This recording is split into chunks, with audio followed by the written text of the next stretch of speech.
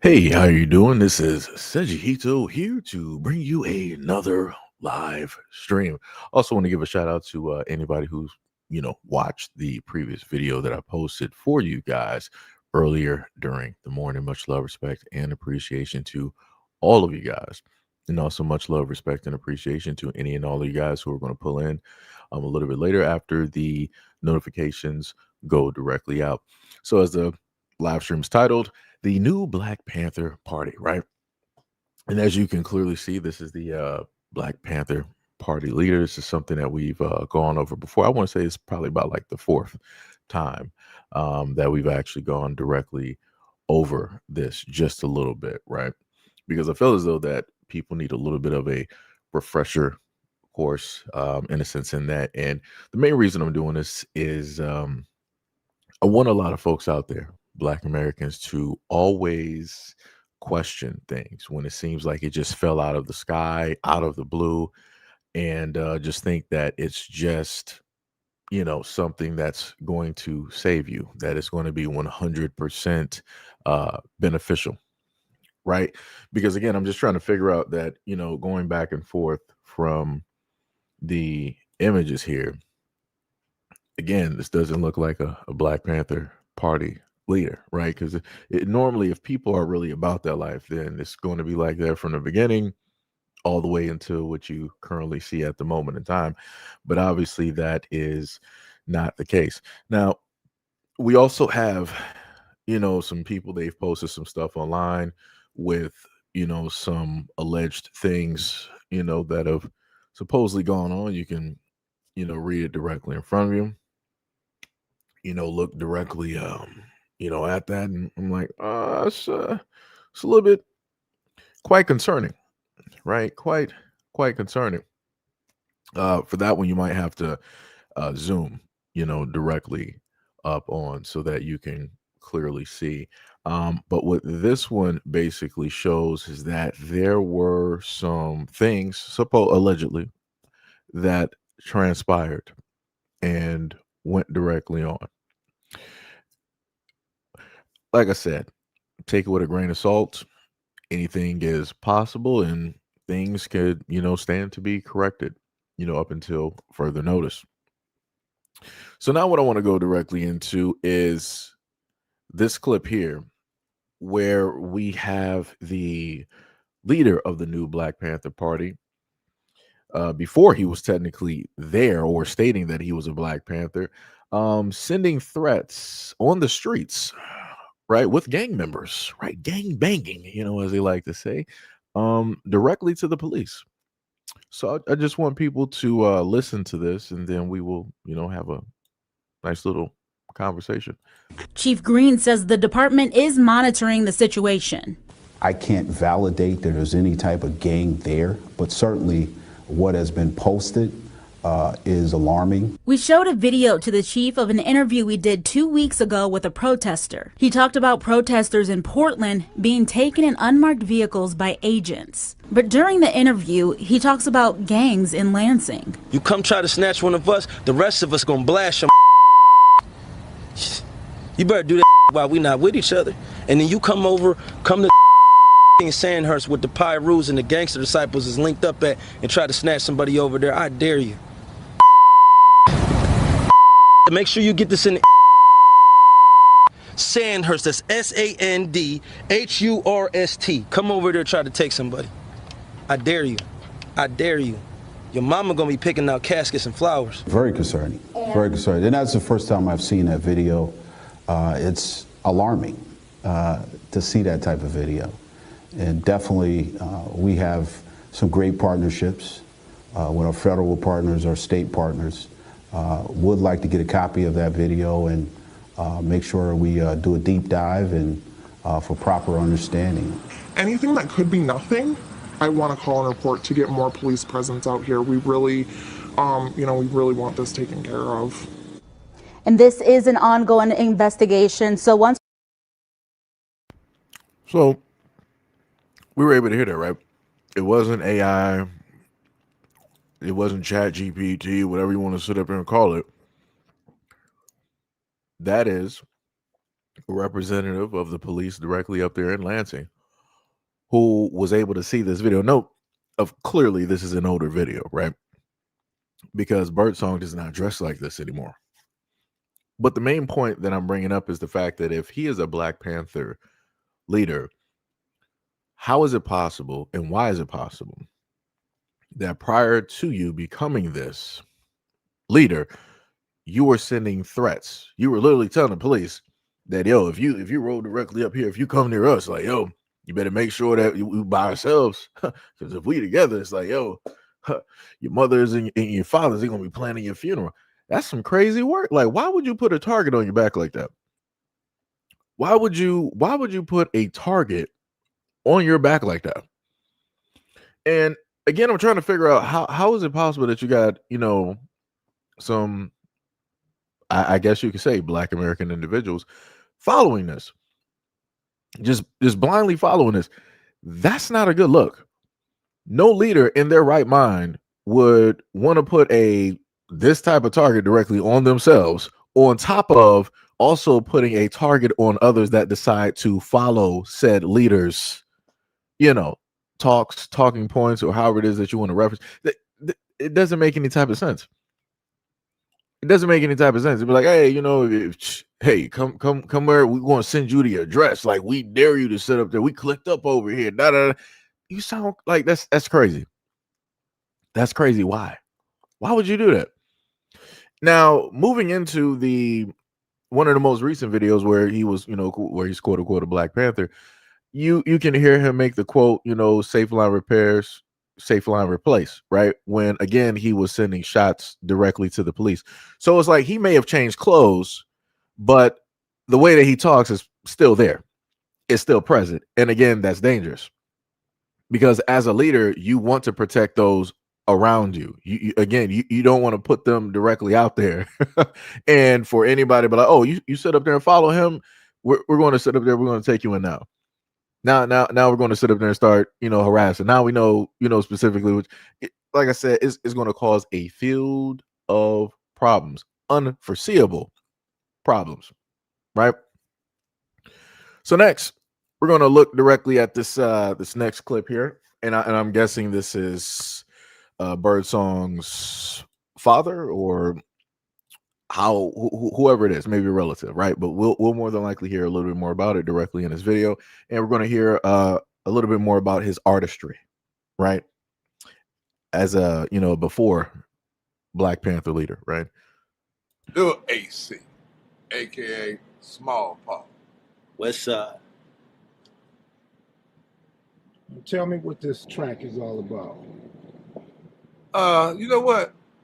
Although the cameras are on me, I want to give this to my son, Lil AC, and let him explain what this track is all about. How about that? What it's about is a lot of cats haven't misconstrued it, what being a Paru is. And I just wanted to fix that. So in the song, in the 2 verses, I'm talking about myself and how I handle things and see things. And then he's talking about being powerful, indestructible, revengeful, united, which is what Paru, the acronym for the street name, is. You know what I'm saying? So it's basically teaching these cats what it's really about. It's not about, oh, I'm shooting at them because they're wearing blue. It's not about the drugs and all that other stuff. It's about who you are as a man, who you are as an individual. So that's what the whole song is about. Again, this is a legend in the making. He's going to be directly on a rap scene at some point in time, but I guess obviously that's not how things worked out. So now this, soon to be upcoming rapper associated, with Pyru or whoever it is, whatever gang's directly out there, has decided to switch jobs, change clothes quicker than Superman in a phone booth, and decided that he wanted to become a Black Panther. And one of the first steps that he decided to make was this.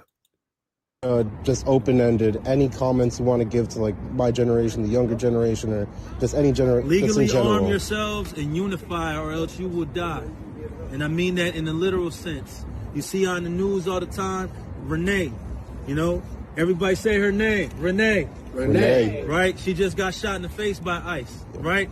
This is a real thing, and they're not gonna stop. And the more they hurt people and get away with it, the more they gonna get that momentum to keep going. So everybody needs to unify and come together, and everybody needs to arm themselves, right? Because the revolution is in the barrel of a gun, whether you believe it or not.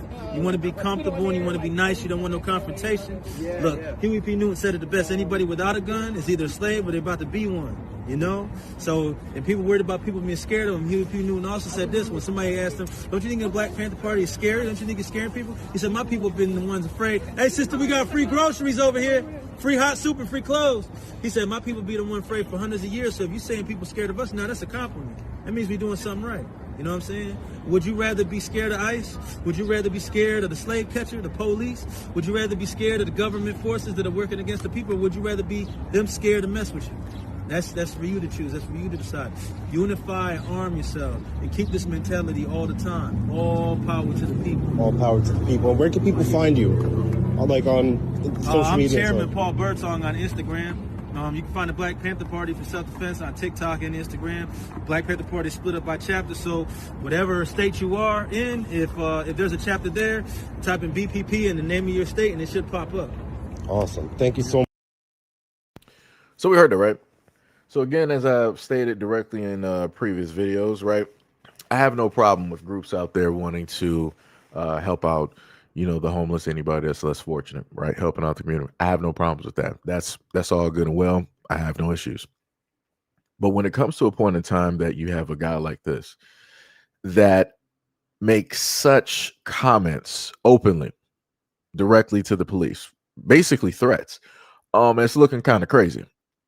And again, it's jeopardizing whatever it is that you're trying to do, and it's putting people in harm's way for no reason at all. For no reason at all. And I also want to note that when he decided to speak on somebody, the one person that he really spoke on out of anything that he could have listed, he wanted to talk about Renee Good, who was the Caucasian woman who inevitably had her life taken directly by police, which is what he spoke on. And while speaking on that, he stated that, you know, people need to stand up to ICE and do this, that, do this, that, and the third, which, you know, whatever people want to do is whatever people want to do, right? But at the same time, shouldn't you tell white America to stand up for Renee Good? Why did you magically decide to be the leader or the front man directly within this situation? It doesn't make any type of sense at all.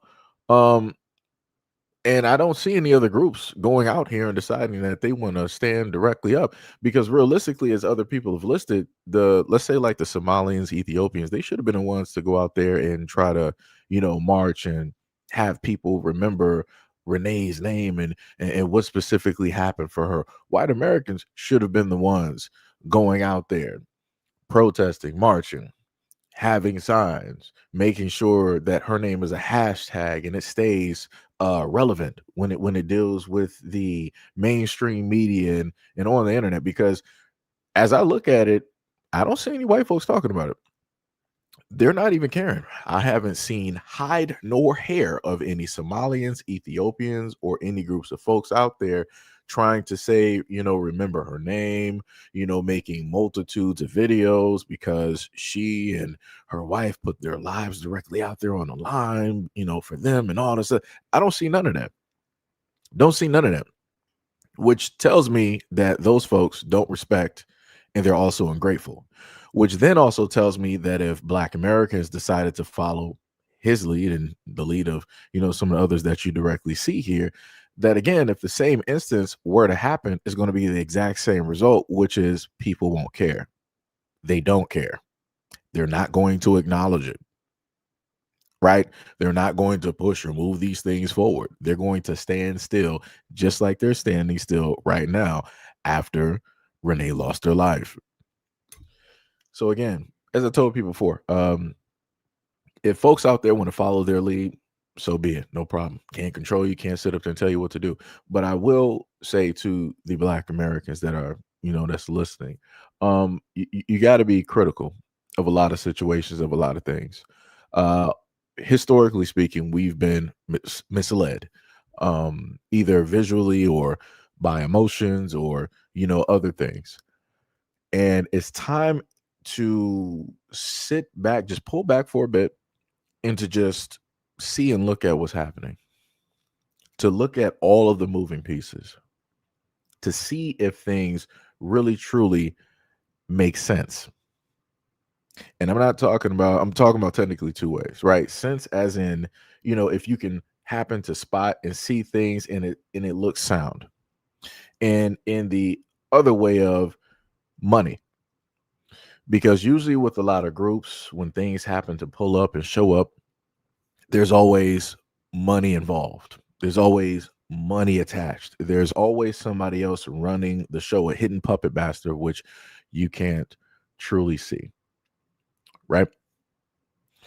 So again, we went directly from that situation, and then we had, some folks decide to pull up to the scene and pair up with the new Black Panther Party, right?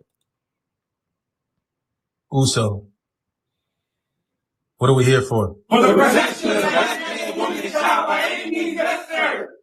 How are we going to do it? Unify, educate, demonstrate, liberate. Why? Get the community my responsibility. Line up. About face. Uso, what are you here for? For the protection of the black man, woman, and child by any means necessary. How are we going to do it? Unify, educate, demonstrate, liberate. Why? The community my responsibility. Line up. About face. Uso, line up. About face. Uso, line up. About face. Uso, line up. About face. Uso, what are we here for? For the protection of the black man, woman, and child by any means necessary. How are we going to do it? Unify, educate, demonstrate, liberate. Why? The community is my responsibility. What are we here for? Right. So we're able to see that. Now, I want to throw a side note directly in there. When I was able to gather and see this video, I saw a variety of comments, and the main comments that I was able to see, you had some women there speaking on the fact that you were able to see women directly in this lineup, right? And their main thing was that, oh, why are the women, even there? If we can get in contact with them, we would tell them to, get out of that, that lineup and da and all this other type of stuff. And last time I checked, a lot of people said historically, right? And again, this is just a side note. Historically speaking, people said that Black women played a pivotal role when it dealt with the Black Panther Party, right? So that would then entail and mean that Black women knew self-defense, both, some hand-to-hand, and they also knew how to use weapons, right? And then they were more than likely, possibly teaching that to the small children as well too. So I'm just a little bit confused on why you would have folks, like I said, I don't know. It's to me, when certain things are basically happening and you can see certain things, it's just a little bit weird. Again, I just wanted to list that as a side note because I found that to be a bit weird, because at the time of, again, talking about this, people would also state that, the men out here need to, teach the women and do this and be the head and be the lead. But then at the same time, when you see quote unquote an image, of that happening, people still want to complain. I don't know. It's a bit weird. It's a bit weird. But now, away from that side note, we're going to go directly into the next video that we have directly up here. And I think I'm not sure if this was like a pastor or not. I forgot what it was, because we talked about, I think about like a week or so ago, week or two, maybe. So let's just take a listen back to this. Man literally positioned himself in front of Renee's vehicle. Yep. And shoot round after round after round into her. Now, law enforcement are supposed to justify every last single round. Yes, they are. Bring it up. He shot her 3 times in the face. The rest of law enforcement made sure that no one, say no one, no one in the crowd could render aid. There was an actual physician that said, hey, I'm a physician. Let me render aid. And they said, stand back and watch her dodge.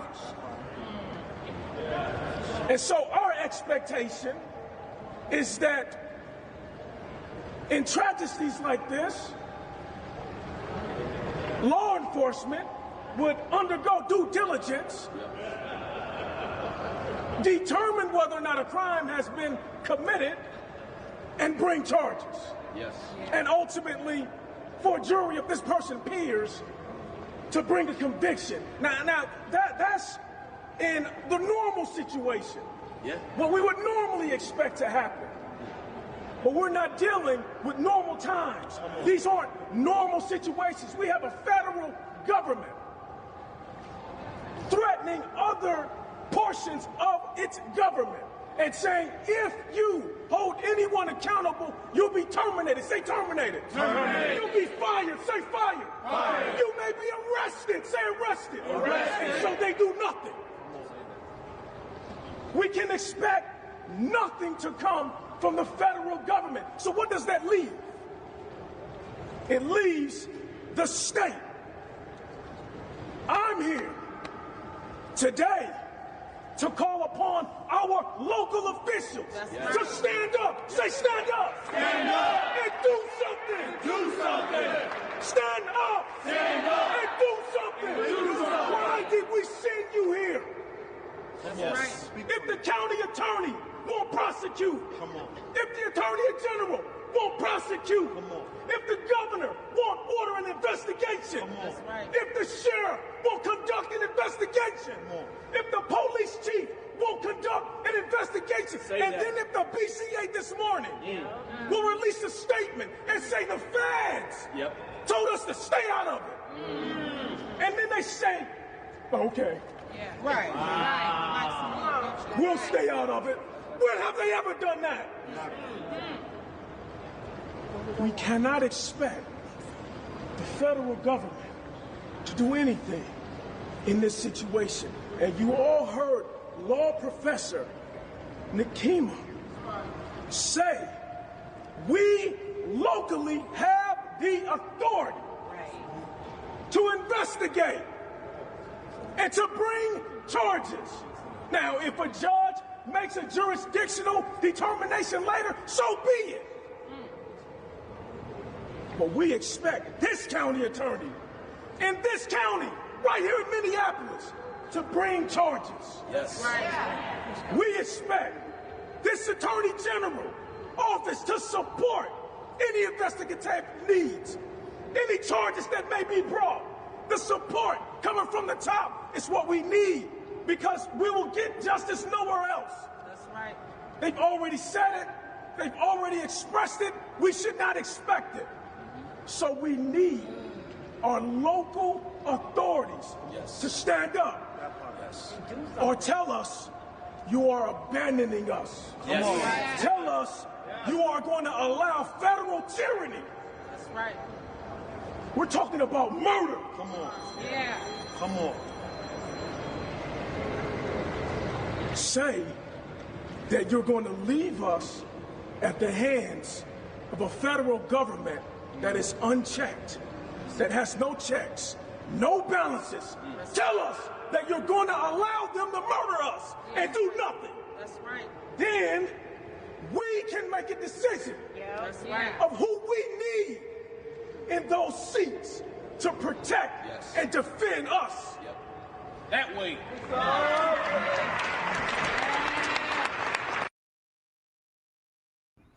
So we were able to hear that rousing speech, from that guy. Great, kudos, awesome. Let's clap it directly up. I find it very interesting, as I've stated before in previous live streams covering this topic, that you have these folks directly out there. I'm trying to go right back real quick.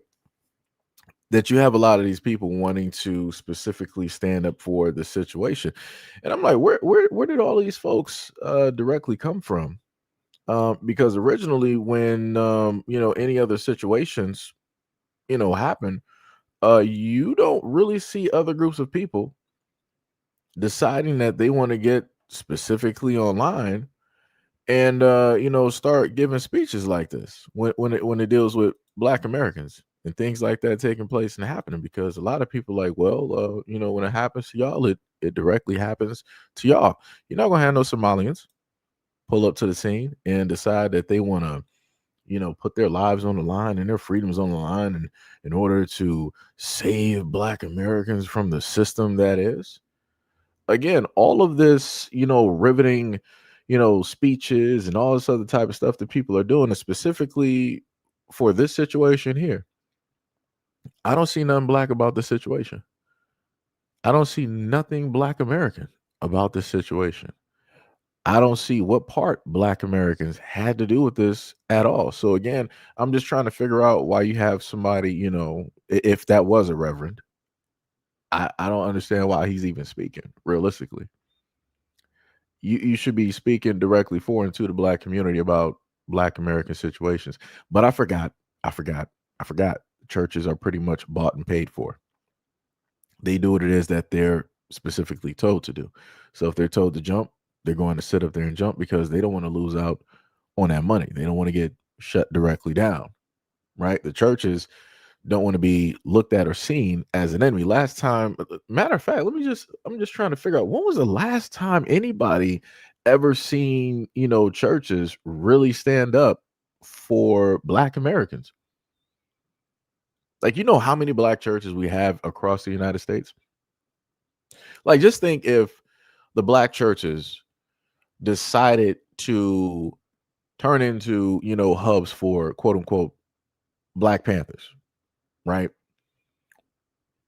Think about what that would do for the Black community. Think how that would be of service, of great service to the people in the Black community who give to churches either, every single day or, every single Sunday or whatever services. Like I said, it's been a minute for me, but whenever services happen, Bible studies, just think about those churches being quote unquote hubs for Black Panthers.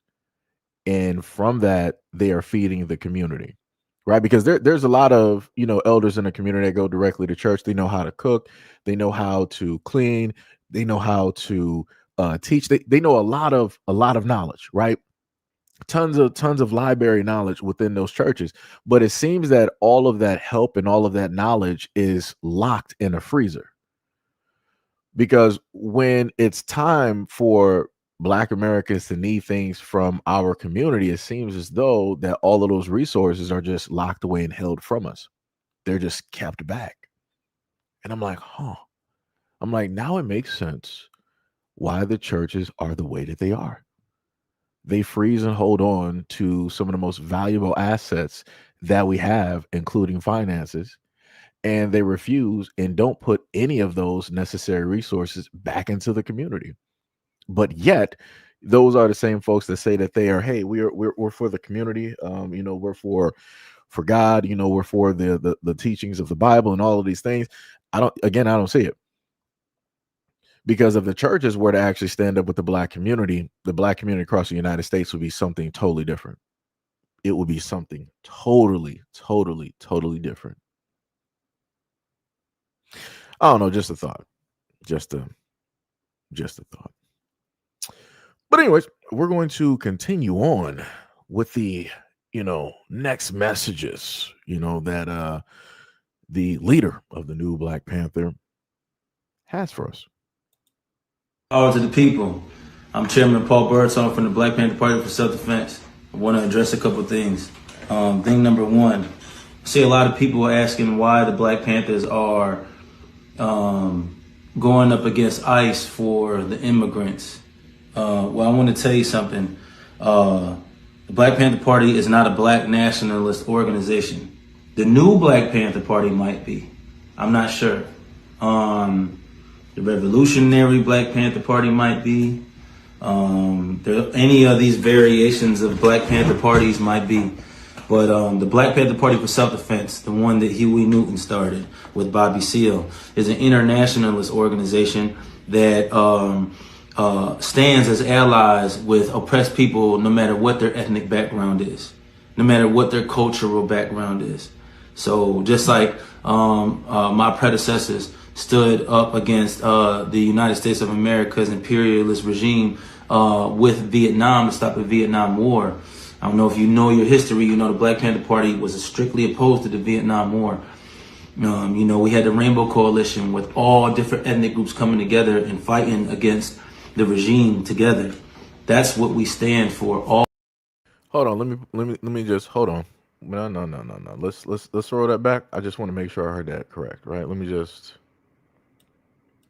You know, we had the Rainbow Coalition with all different ethnic groups coming together and fighting against the regime together.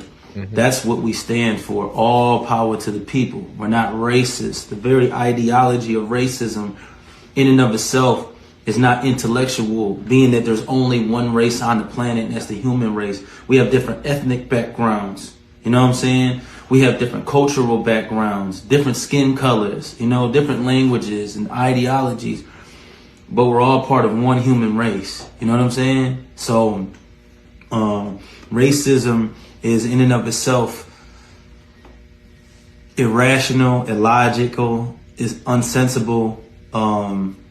It just doesn't make any sense. No intelligent person would embrace the ideologies of racism. So we're not a nationalist group, we're an international group. And then another thing. So let me just pause right there, right?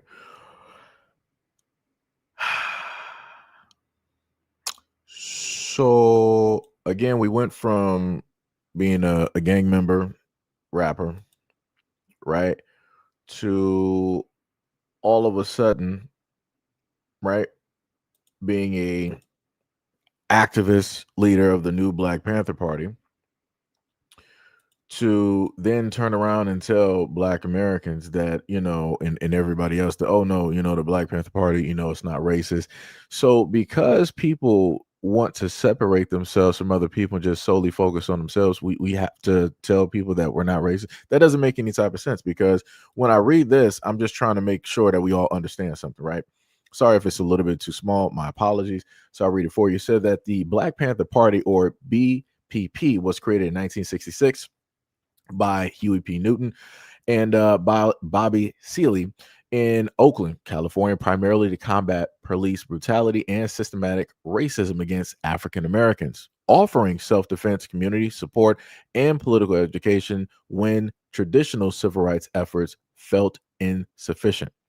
They started as neighborhood patrols, monitoring police, and evolving into revolutionary organization addressing broader issues like poverty, inequality, and demanding liberation through the 10-point program, famous for armed self-defense and community survival programs like the Free Breakfast for Children.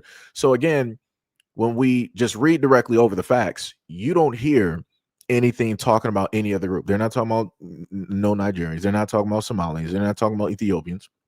They're not talking about the Asians. They're not talking about European immigrants. They're not talking about nobody else from no other place. They're not talking about no other communities at all. They're not even talking about the Arabs. Again, they're not talking about no other community. They specified what it was about: Black people, for the liberation, for the protection, for the defense, right? So that meant both inside and people that were outside. We were making sure to protect everything that we hold dear and to keep it that way. And we were going to pass that exact same mentality to the young ones growing up. But he's sitting up here saying that, oh no, you know, this is a group, you know, that's specifically for, you know, for everybody. Everybody is, you know, like, you know, a part of it. It's for the liberation of, you know, the people, you know, not just one, because realistically on this planet, you know, it's the human race and la and all this other. Yo, what are we talking about here? This is how we start to have problems.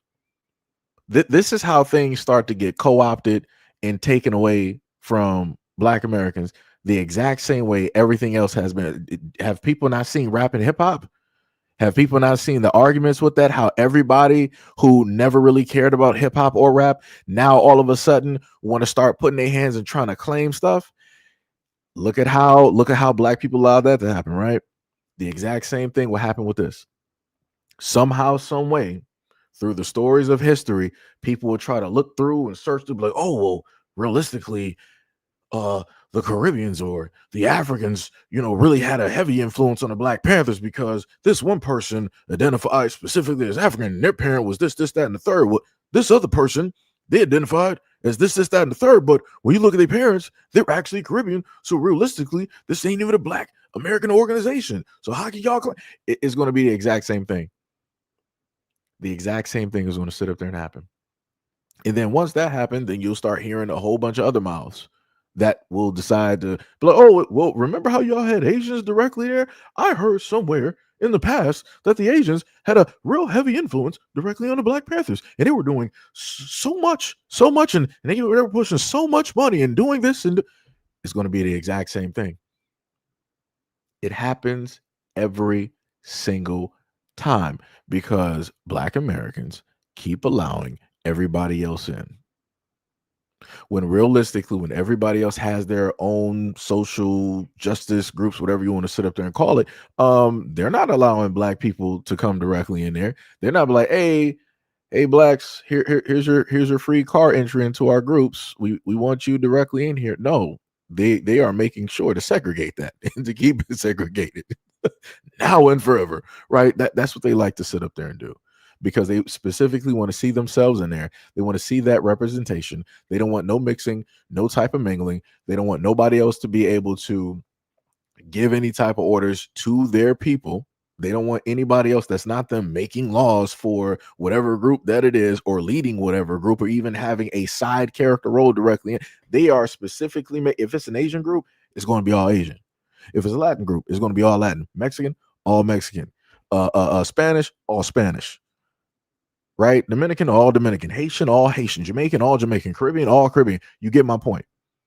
But for whatever reason, Black Americans keep allowing and trying to, and also allowing other folks to come directly in. When we're supposed to be circling the wagons, we're allowing everybody else in. We're pulling everybody else in. How can you circle the wagons? It's originally like 100, right, Black Americans, but yet you're trying to bring in 1 million other people. So, and then you want to circle the wagons. You don't have space. There's going to be a lot of opportunities. There's going to be a lot of holes directly in the defense. You're not going to be able to properly defend what it is that you need to defend. And also, because you allowed so many people in, you don't know who is who. You don't know who's playing for what team. You don't know if they're even really there for you or to take you out from the inside. Again, we saw this with the original Black Panther Party, where they used somebody and inserted them directly into the Black Panther Party so they can take them out from the inside. So now you have to wonder, if this is the new Black Panther Party, what is the inside that they're really trying to dismantle and take apart? If Black Americans are already divided as is, what are they there to either further divide or to break apart? That's just my question. Because again, if people don't pay attention to the past, you are doomed and failed to repeat it. That's all I'm saying. But let's keep going. I got people from my past, like this one elderly man. I'm not gonna say his name, but they like to troll me and try to. Hold on, because we're not doing this. Nah. You said, hold on. You said Haitians are Black? Who told you that? Who told you that? Let me see if I can pull back real quick. I gotta pull back real quick. Hold on. This person pulled up to the scene and was like, "Yo, Seji, did you know that that Haitians are Black? Who told you that, brother?" Give me a second. I want you to hold my beer for a quick second. Just give me a quick second, because if I can find this video, Lord have mercy. Like I said, I love when people happen to pull up and say some stuff because I love these types of conversations. I even got oh, there we go. Matter of fact, hold my beer. The time, but a lot of people don't get it. As someone who was born and raised outside of the U.S., we had never identified ourselves as a color. It was always as a nationality. This is where we come from. This is who we are. I was always a Haitian. I was never a black. Ooh, who was that wrote that? D.D. Saracen? So you said Haitians are black? Your Haitian brethren just sat up there and told you, he was like, we don't identify as a color, right? They identify where they're from. He was like, I was always a Haitian. I was never a black. So what are you telling me right now? Huh? Matter of fact, let me let the video keep playing because maybe you didn't hear it. I was always a Haitian. A Jamaican was always a Jamaican. They were never a black Jamaican. You know? Woo! A Haitian is a Haitian and a Jamaican is a Jamaican. But you said Jamaicans are black and you said Haitians are black. But yet this islander, this Haitian, is clearly telling me as a black American what it is specifically that you guys are and what it is that you identify as. But you're trying to tell me otherwise. So I guess you want to sit up there and say that he's a liar, though, right? No. So 2014, when I moved to America to go to school, this is when I fill out a form and it says race. I didn't even know the word race had two different meanings until then. So I said race. It says black, white, Hispanic, Latino, Asian. And I told the lady, I said, I'm from Haiti. I'm Haitian. She said, no, you black. You said you couldn't dispel that even if your very life depended on it. I think I actually did. You know, the craziest part directly with this is that I even have other videos directly out there where Africans who are both in the United States and also abroad, such as, let's say, Africa, they will specifically say that they are, let's say, Nigerian or whatnot or whatever, versus just saying that they are black. And they made a very solid point. They were like, why would I say that I'm black? We don't have that construct. We don't have that branding where it is that we are from, right? So if you are a Haitian, you don't have the exact same type of system that the United States has. So why would you need to say that you're black? If you're Jamaican, it's the exact same thing. All of your politicians and everything pretty much look like you. So why would you need to say to everybody else on the island, like, hey, I'm black? That doesn't make any type of sense. Everybody is Jamaican. It's only here in these United States where we have to do this because of the history. So again, it's a little bit, even Somalians who are here, they'll be like, oh, I'm Somali. I'm not black.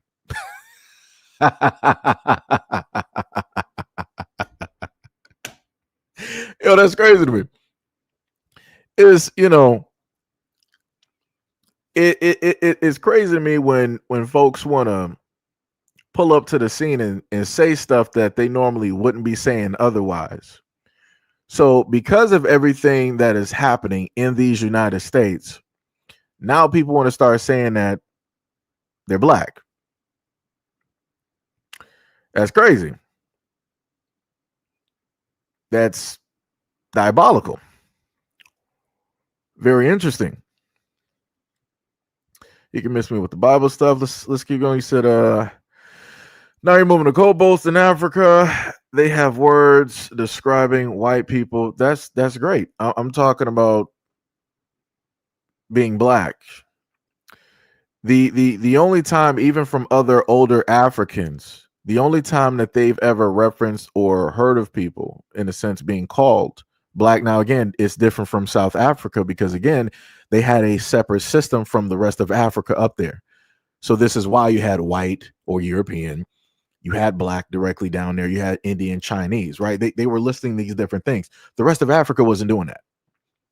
There was no need for you guys to sit up there and do it. You go by your tribes. You go by the area that you are specifically from. You don't have to sit up there and go by these other types of brandings and or names, colors, whatever you want to sit up there and call it. But for whatever reason, you know, people make it seem as though that they can't understand specifically what Black Americans are talking about here. And somehow, some way, when we're having conversations, when it deals with Black American issues, here comes folks directly in here, but like, you know, such and such is black, and these other people are black. No, miss me with that. Like I said, I need people to keep the same energy that they've been keeping for the longest time possible. I'm just saying. April said, "Why do you listen to one and blame the whole?" April, who specifically are you talking about? Let me know.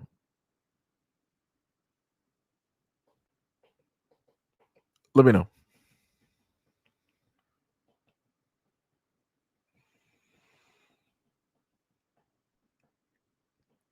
And it's just for, you know, for conversation's sake. It's not, you know, to try to do whatnot or whatever. So again, let me just, you know, post you up there so you know that I'm referring to you at this moment in time. Let me know who specifically are you talking about and what subject, because a lot of times I get people, okay, so you're talking about me, what specific topic?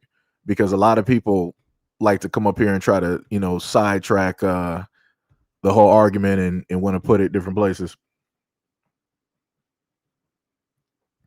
You said, who cares what the guy says? He doesn't talk for all of us. Are you talking about to the DD Saracen, or are you talking about me? This is where I get confused. I need people to start using the ad or something. Didi said, you are having a one-sided conversation because you don't understand the why we are called black. You are simply ignorant. When Africans encountered other people that were different, they were called that, da da da. And then let's see, what else did you say? You said in West Africa, they absolutely had names for races of people. They simply didn't have a need for a hierarchy at the time. You, son, have no idea what you are saying. Da, da, da, da. You say I can stay on the argument and I would still explain why you call black. I've already done videos, and specifically for me, just dealing with these United States and what it is that Black Americans have had to go through. Again, out of all other groups out here, we are the most rebranded. So it's technically even beyond the whole thing of being called black. We've had a variety of names when it's been here. Again, I think what I did about a 45 to an hour live stream. I went through both. I even used the Black Law Dictionary and even an older dictionary. So yeah, no, I'm not ignorant of why it is that people are called black. I've covered these topics before. The problem is that you're just brand new to what it is that I'm saying.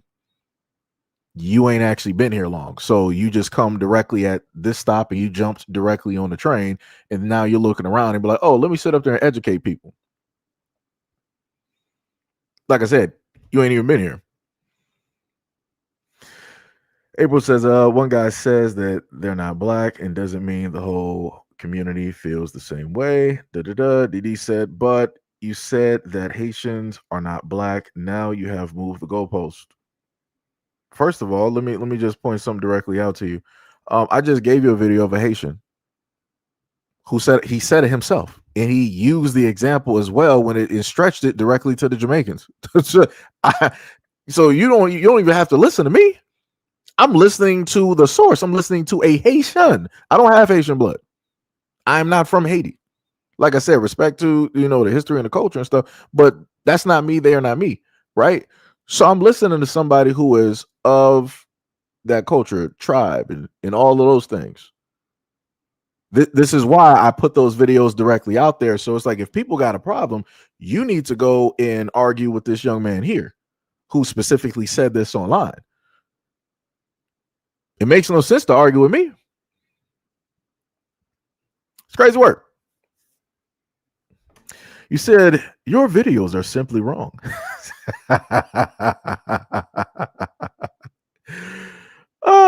Anyways, going back to the Black American issue with Black Panthers, and also focusing back on what I talked about before, where everybody is not and should not be associated with the Black Panthers, because again, we're talking about stuff in America. We're talking about Black American things surrounding Black American communities, right? With people who have been here historically.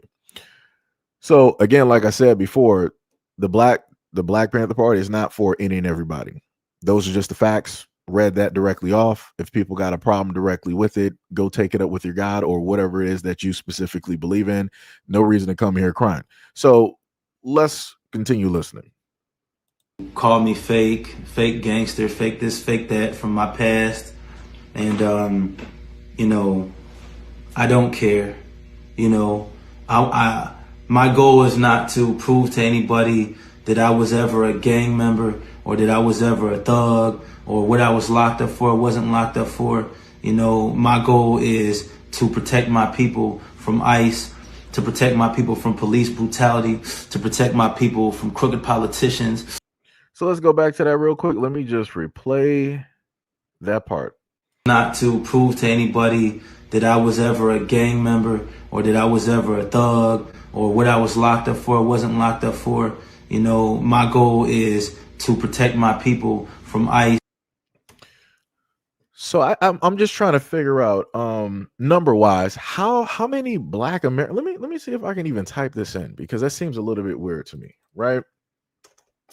How many Black Americans were locked up by ICE?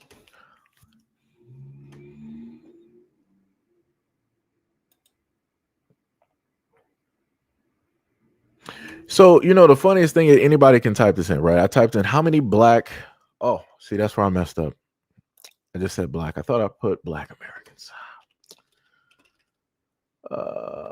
Black Americans.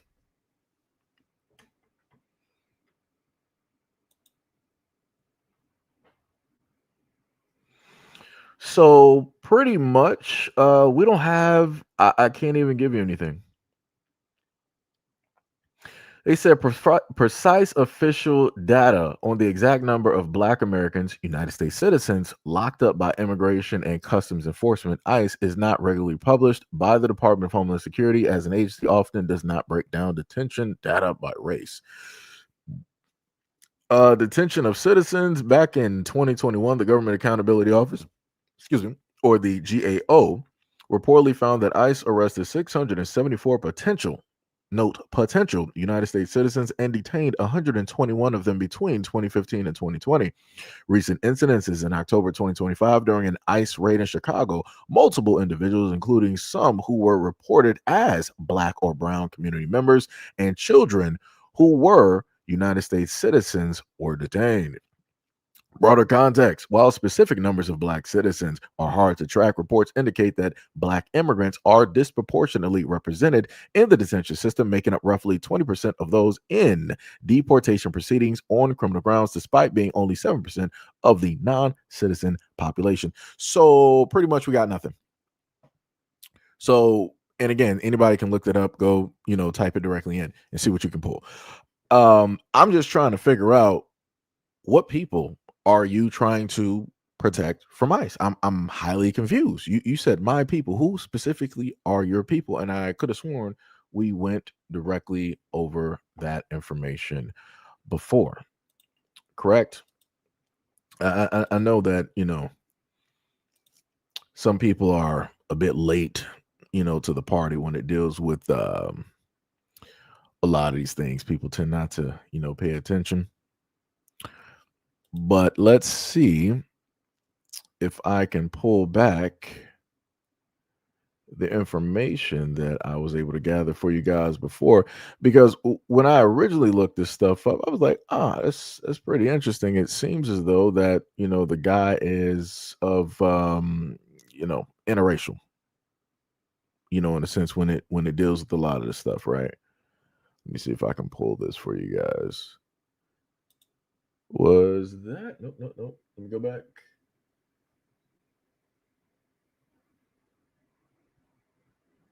Yeah, I might have to go directly into my previous works here. Let me see. Go back 7 days ago.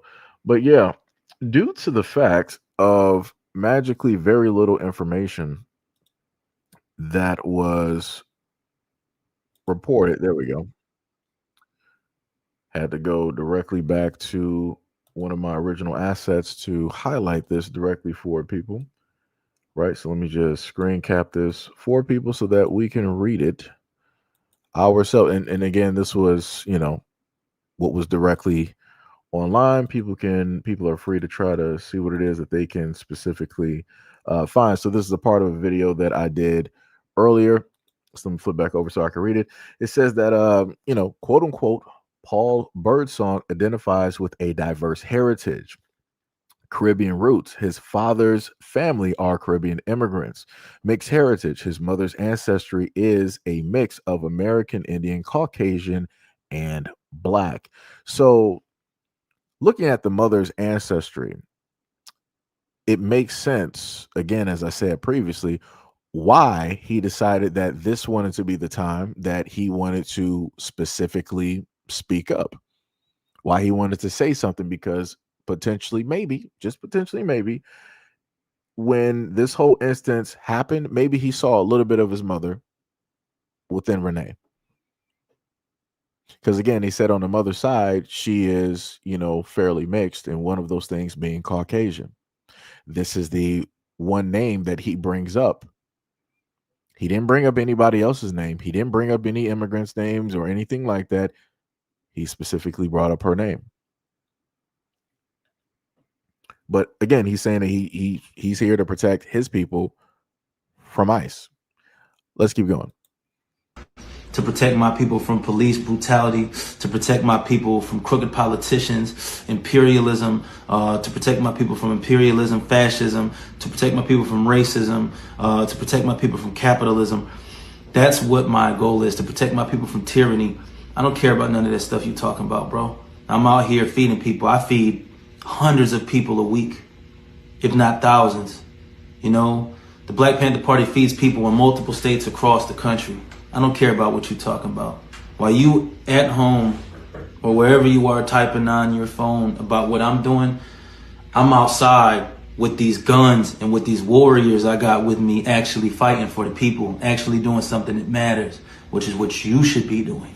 So that's how I feel about that, And with that being said, all power to the people.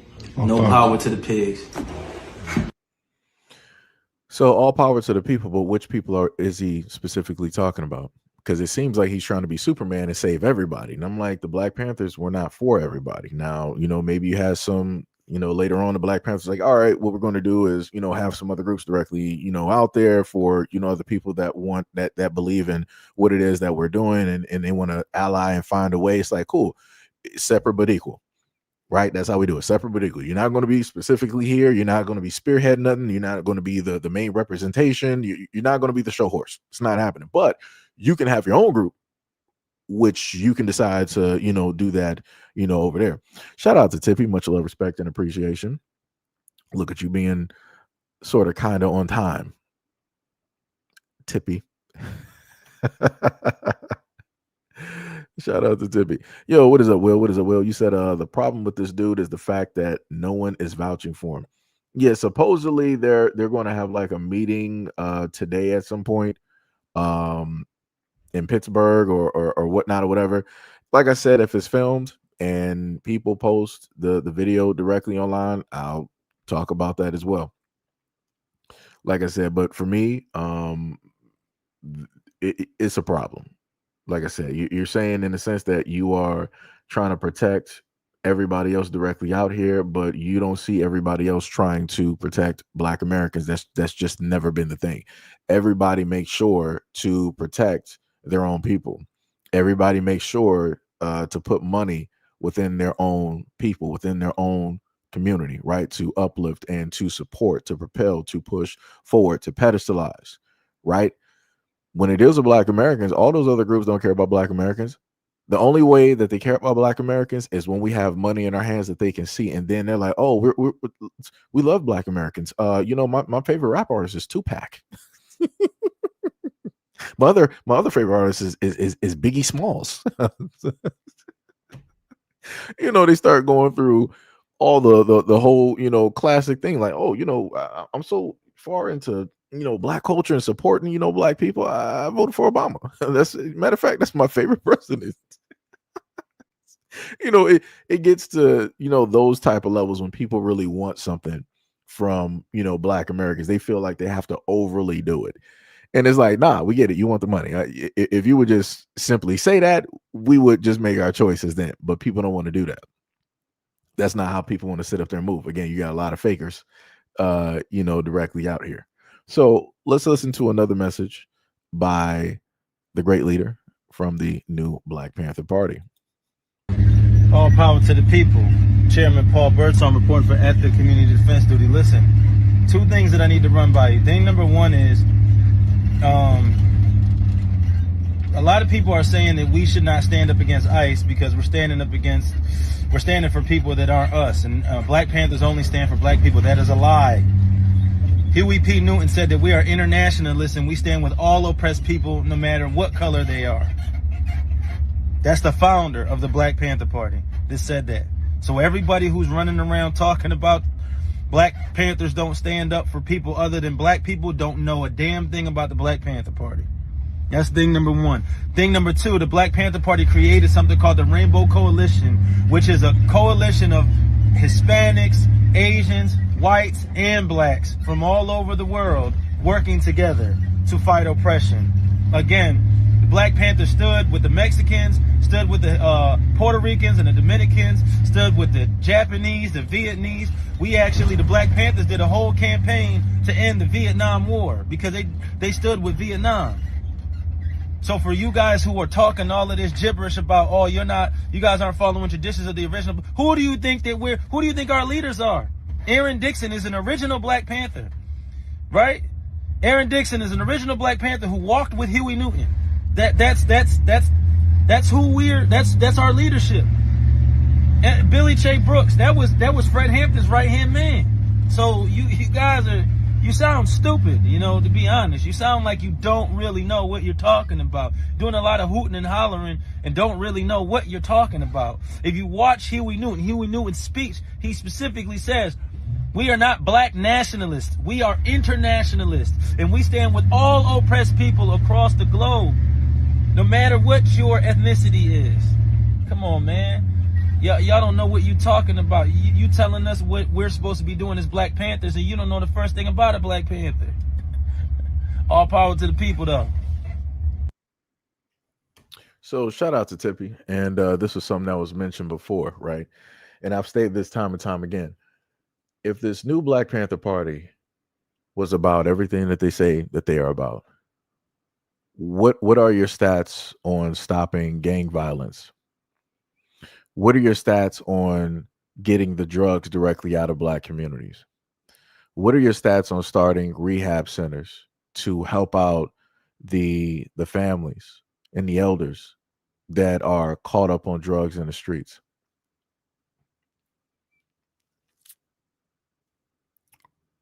That's all I'm saying. Just stopping, normal things that are within the vicinity, such as crime, being a crime deterrent.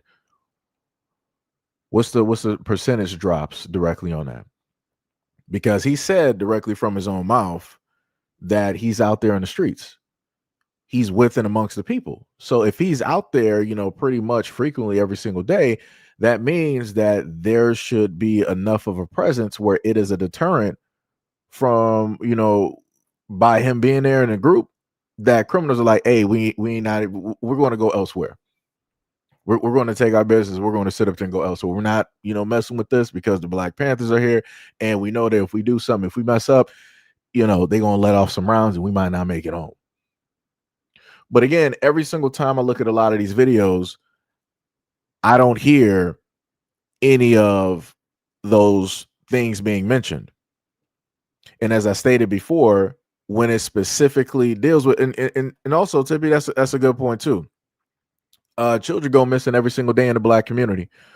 What is this Black Panther Party doing specifically about that? Again, if this is supposed to be the new Black Panther Party, you should be doing things for specifically and only the black community, because you can't say that you're going to be international and do this and do that, and you can't even fix your community that you are currently the leader directly of, in a sense.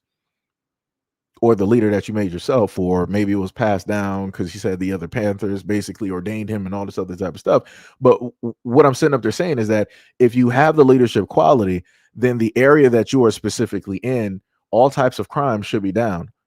all types of assaults that take place in the black community by way of the black men there should be down. Any type of DV should be down. Again, gang violence should be down.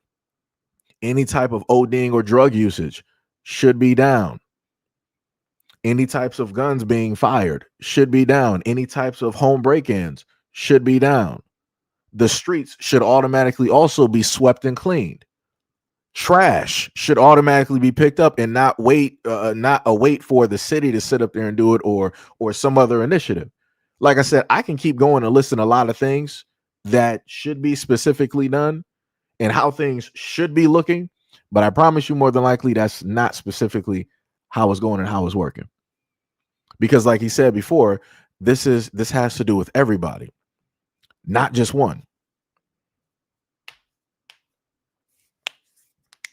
Like I said, I'm focused specifically for black people and on black people.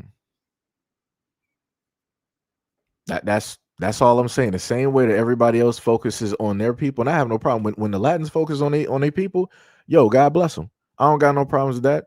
When the Chinese focus on their people, God bless them, no problem. The Arabs, the Chaldeans, white folks, Mexicans, the Chinaman, I don't got no problem.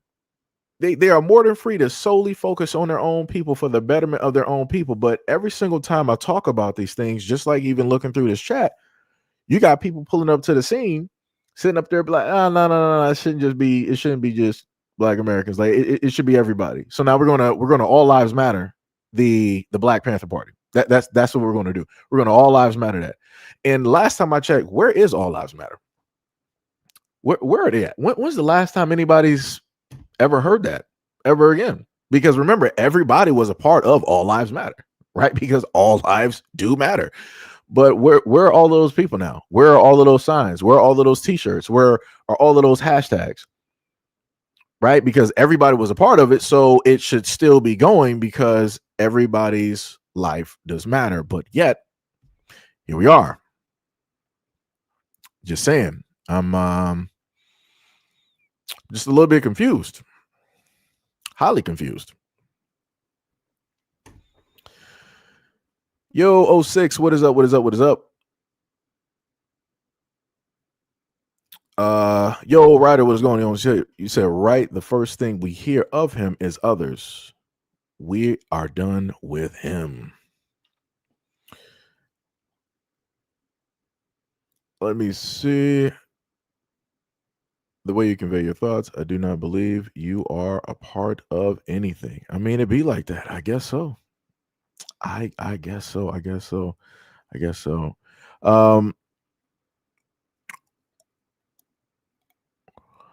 You said I'm very simple directly in my rhetoric. No, I'm making a point. I'm making a point. Of course, it was very obvious that any group that was there at the moment, without BLM, you would have not had all the other groups. Blue Lives Matter, White Lives Matter, Asian Lives Matter, Latin Lives Matter, Disabled Lives Matter, LGBT Lives. You wouldn't have had any of those other groups. Those were in complete opposition of BLM because nobody wanted that to just be directly up there. And I'm just talking about from what it was supposed to mean. I'm not talking about the whole group, the organization, and all of the money. I'm not talking about none of that. I'm just talking about the simple words, right? Everybody was pretty much opposed to that. That's a no-brainer. Captain Obvious. Again, that was covered when you obviously knew nothing about this channel at all. we already covered that. I did multitude videos, multitude of live streams, all of that stuff, right? But my main point is that if people actually do care the way that they say that they care, they should be showing up every single day. And obviously, my main point is that they're not going to sit up there and show up. They're not going to have that exact same energy. That energy wavers, it wanes and it goes back and forth up until it's nothing because there's no battery to put directly in that back in order to, keep that stuff going. It's only supposed to go for a limited amount of time. Right.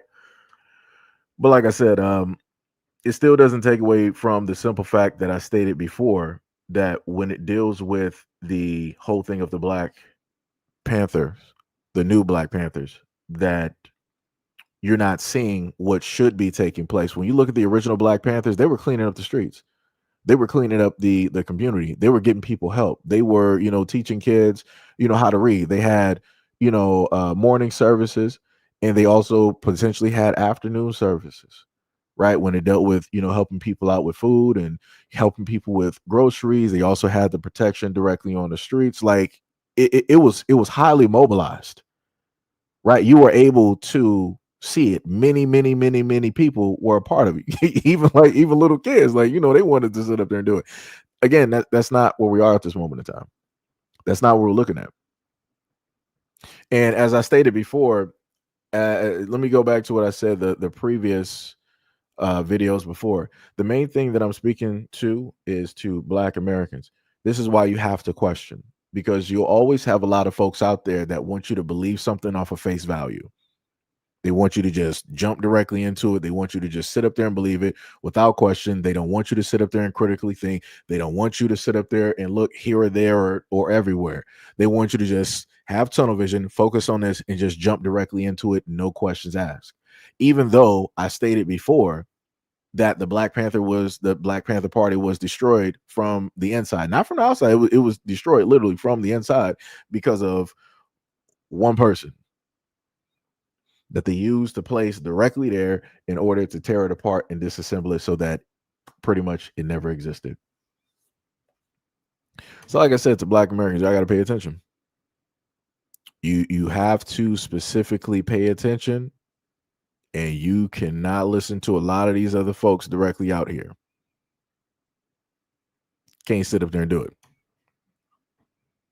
So let's continue to the next message. All to the people. I'm Chairman Paul from the Black Panther Party for Self-Defense.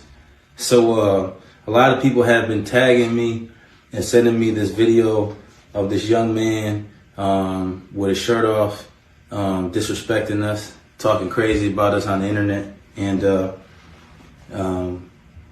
I guess I'm supposed to respond to it. But the reality of the matter is that I'm out here confronting the police in the hood every single day, right? Just like when I was at 40th and Fairmount in the Bottoms in West Philly, confronting the police for running that kid over, and then that black kid over, and then getting out and punching him and kicking him, right? Just like the week before, when we were confronting the pigs over here on Broad and Diamond, or not too long ago where the pigs hopped out and choked one of the brothers. So I chased the pig down at 20th and Susquehanna. You know what I'm saying? I'm constantly in the hood confronting the pigs and the police officers. Black Panther Party headquarters is 2123 Gratz in the hood, So,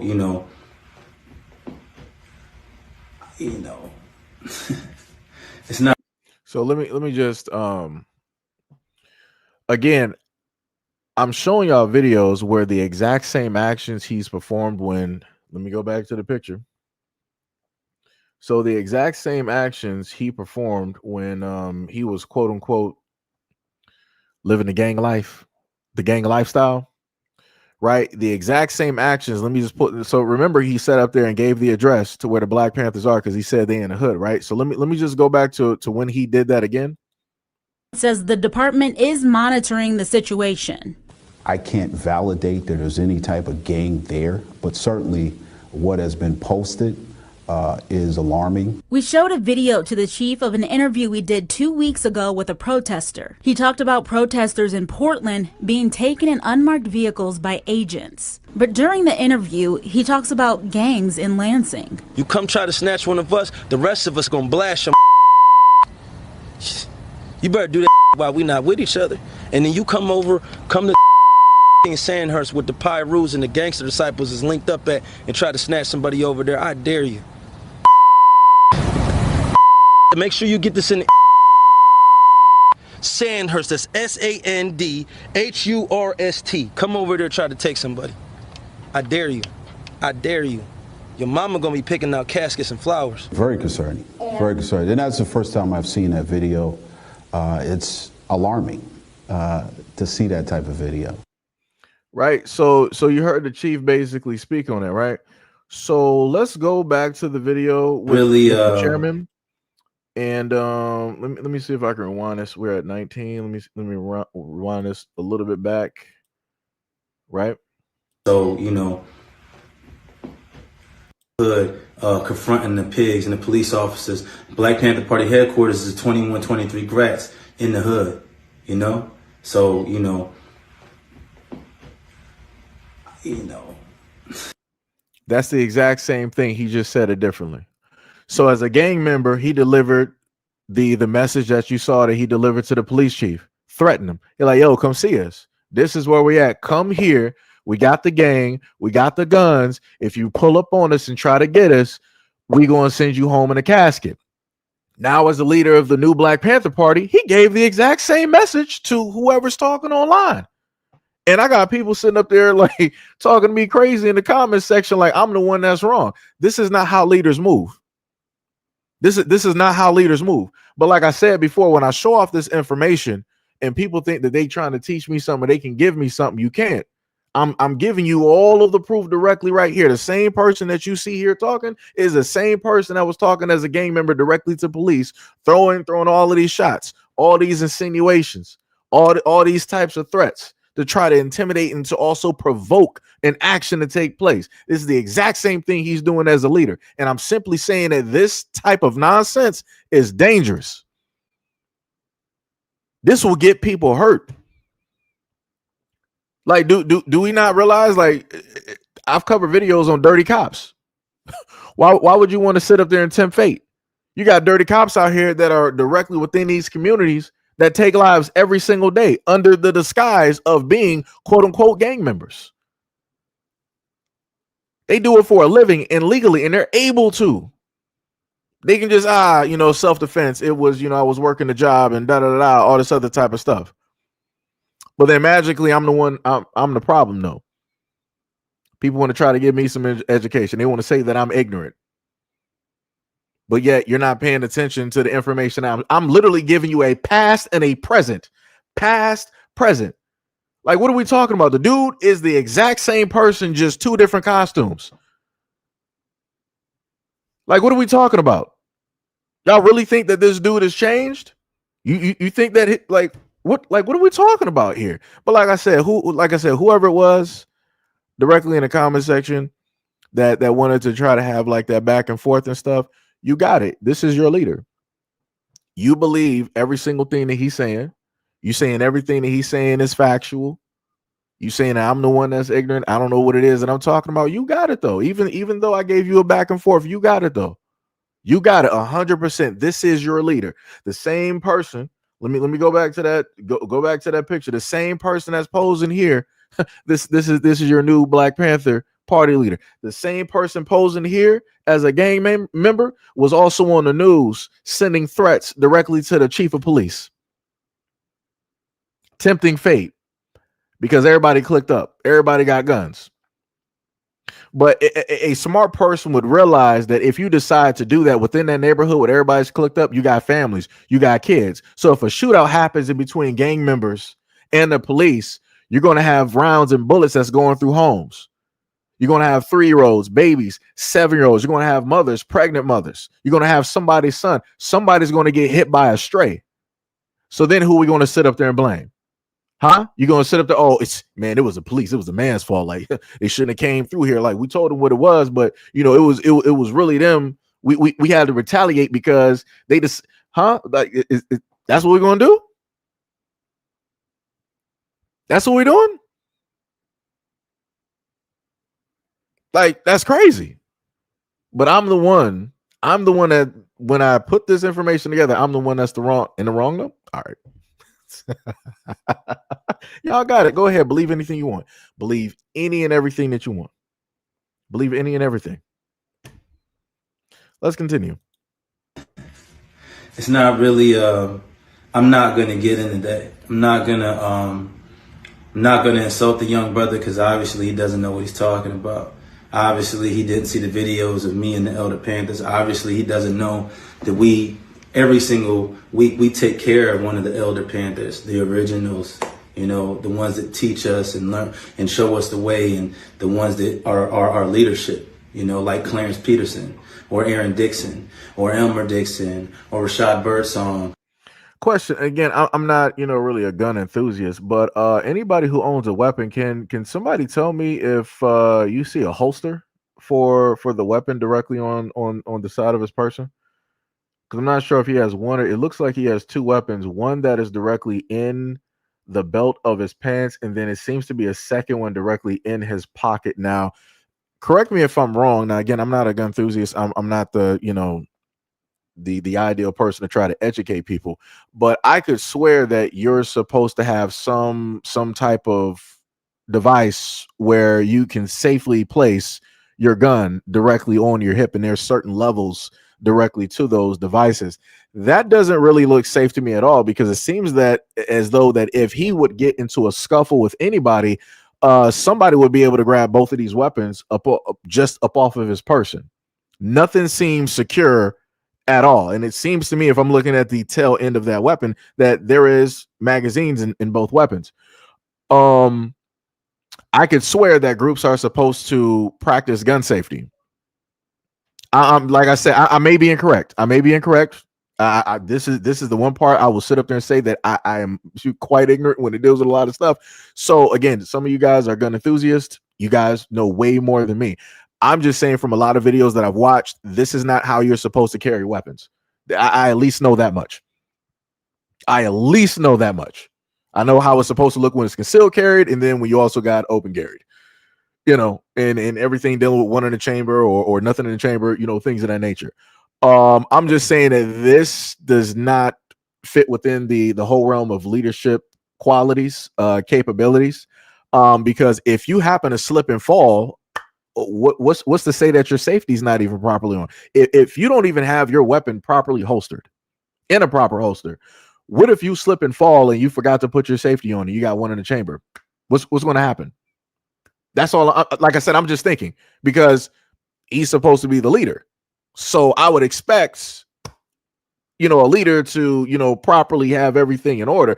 Like I said, I don't know. Maybe I'm looking a little bit too far in it. My apologies. Let's keep going. Or Billy J. Brooks, all these original Black Panthers who are our leaders, who are our elders, who are our mentors, So, we didn't just get up one day and decide to call ourselves the Black Panther Party for Self-Defense. Aaron Dixon gave us permission to be the Black Panther Party for Self-Defense. We didn't just start wearing their emblem. The guy who created the Black Panther Party emblem, Emory Douglas, gave us permission to wear that. We earned the permission to wear that by risking our lives on a regular basis, going up against the slave catchers, what you call police.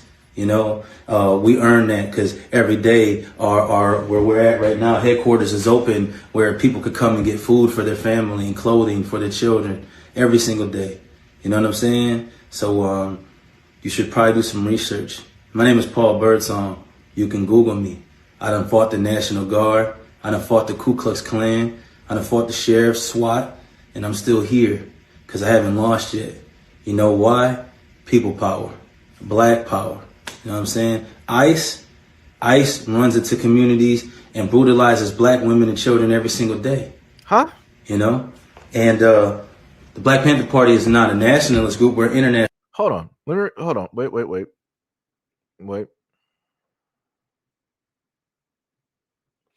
So let me just freeze it at this part. How many stories do we have of ICE running through just strictly with no immigrants involved, with no Black immigrants involved? How many stories do we have of ICE brutalizing Black women, Black American women, and Black American children on like a weekly or a daily basis? Where are those videos at? Where specifically are any of those stories? Like I'm just trying to figure out, like, this is, like I told people before, pay very close attention to the words that people use.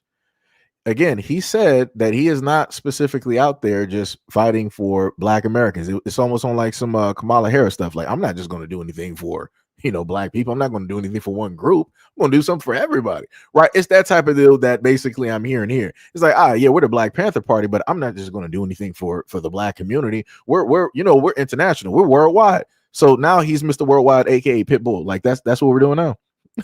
we're just all over the place. Going across the 7 seas. We're about to go to China and have the Black Panthers over there, and we're going to sit up there and fight the Communist Party.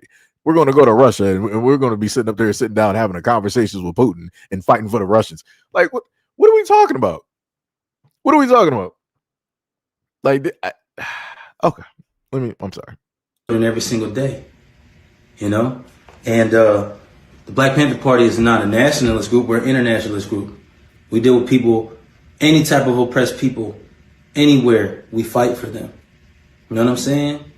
So if the person is oppressed, which, you know, these immigrants are, you know, then we stand up for them. You know, you want to talk about immigrants, let's talk about the white immigrants that came to this land and took this land. The ones that are sicking ice on everybody right now. You know, I think you brothers and sisters should do some reading, some educating of yourselves.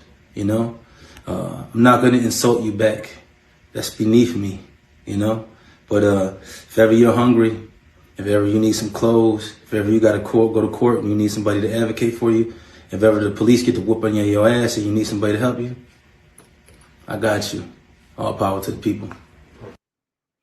Now, it was, he was on a roll for a minute. He was like, let me show my leadership qualities. He's like, you know what, to, you know, whoever's saying whatever online, I'm not even going to try to insult you because that's beneath me, because, you know, I'm a leader, you know, other people follow me.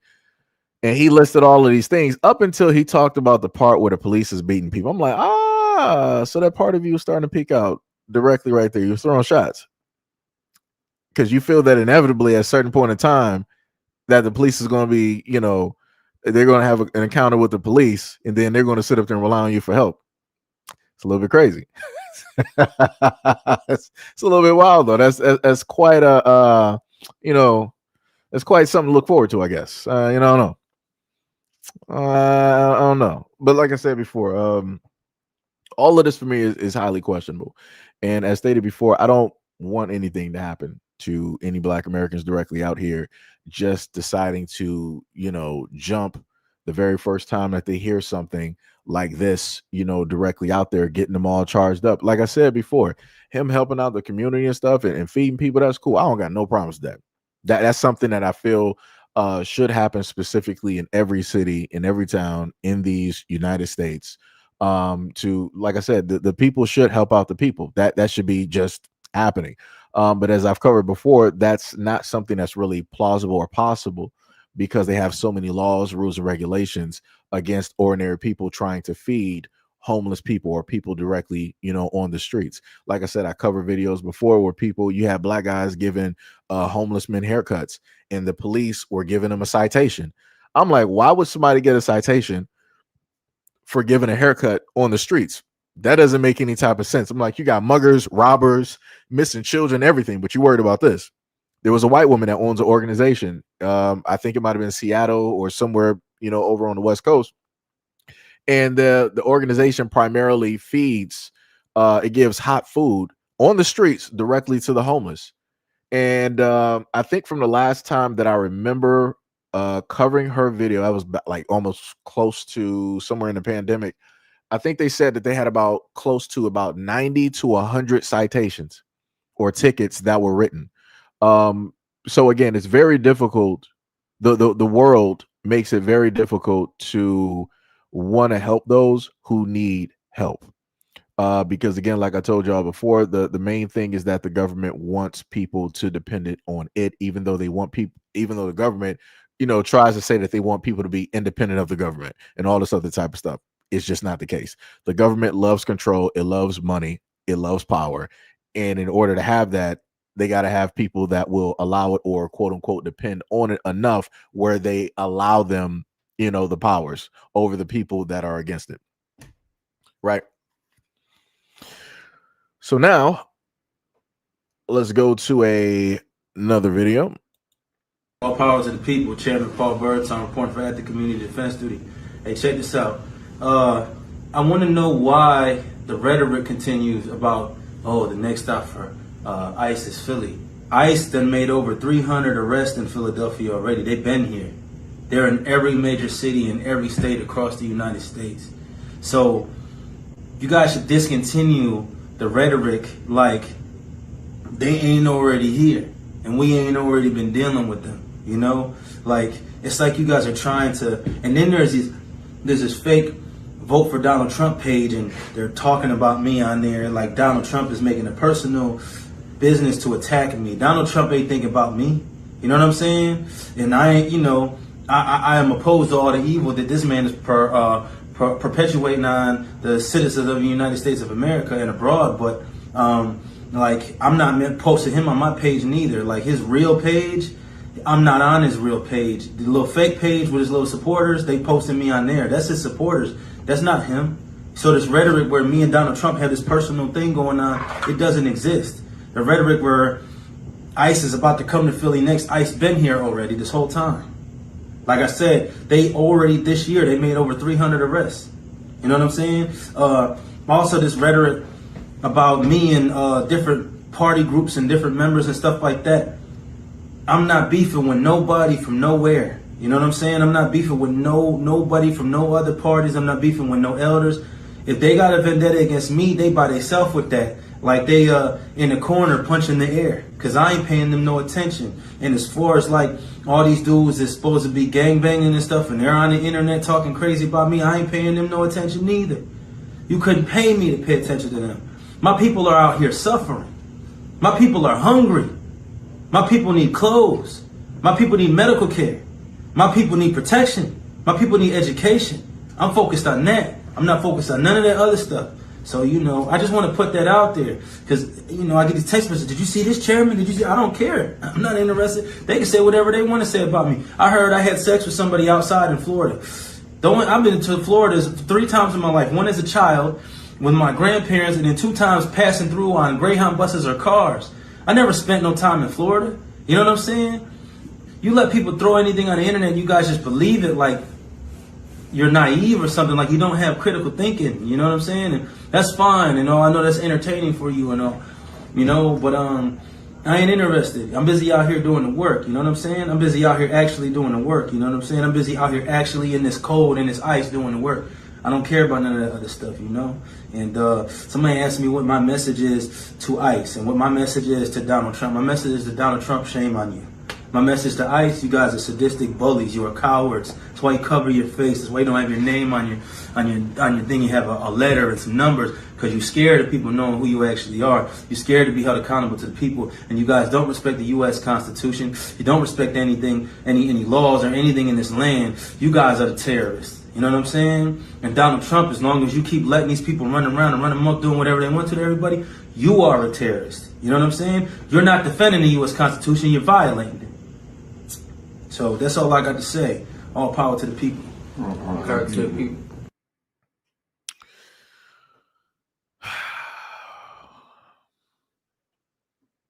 Like I said, you know, it's up for people to figure out what it is that they're going to do. I can't control another person, can't control another human being. The only thing that I can do is put the information directly out there. Again, if people have a problem with that information, I don't know what to tell you because I'm using the videos and the information that is either placed out there by him by way of articles, such as I think I might have went over some of the rap articles or whatnot, interviews that he did, right? Again, I gave you the interview where I gave you the video where the news anchor showed the police chief all of his words and how he was throwing a lot of shots directly at the police and trying to tempt fate and threatening them right into some type of violent confrontation.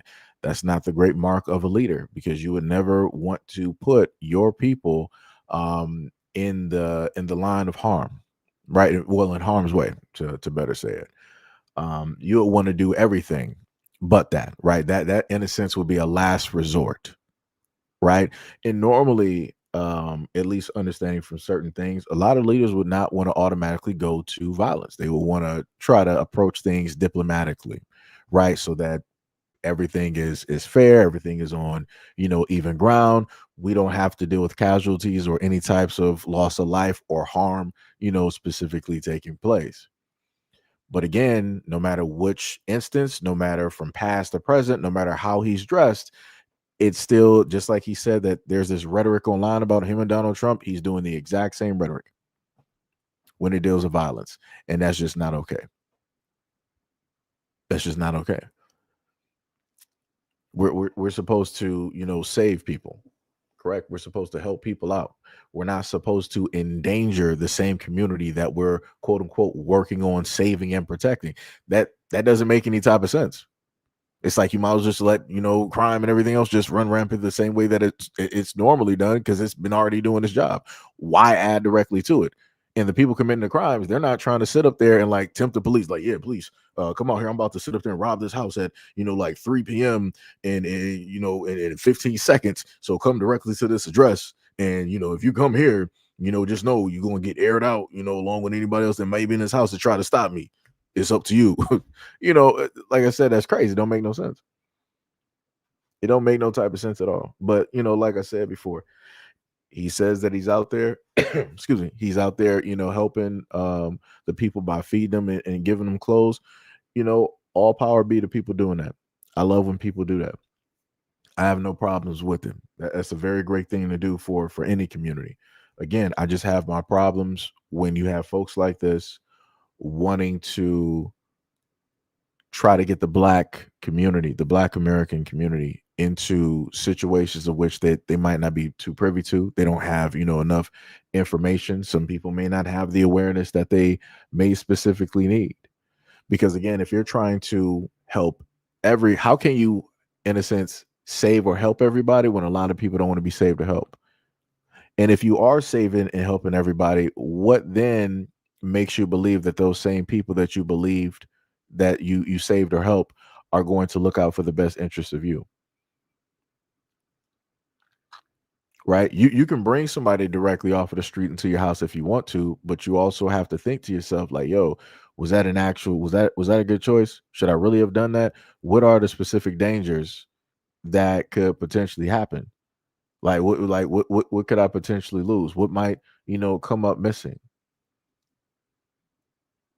Like I said, I just want a lot of black Americans to just think, look at a lot of the information. Again, you don't even have to trust what it is that I'm putting out or putting together. Go out there and do your own research.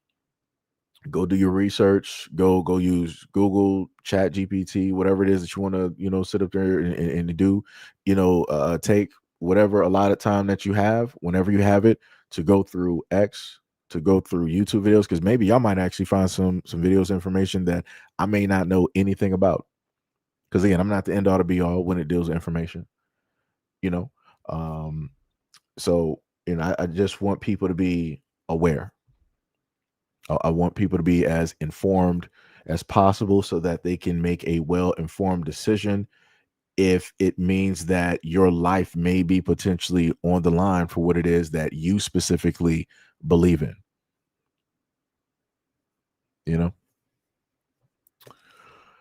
I think that's about it. Yo, DSB, what is up? What is up? What is up? Much love, respect, and appreciation. Shout out to Gail. What is going on? I saw you down there. I saw you in the chat, Pink. What is up? What is up? What is up? What is going on? We got 7 points in here. Mr. Cardenas. What is up? What is up? What's up? Much love, respect, and appreciation. What else do we got directly? I'm trying to just go back up through the Joanna, what is up? Much love, respect, and appreciation. Miss Mitchell, how are you doing? Much love, respect, and appreciation. You said that this is good. I hope that they are all very well informed on the Constitution, that past history of our history here in this country, as in reading the books. I got you. I understand.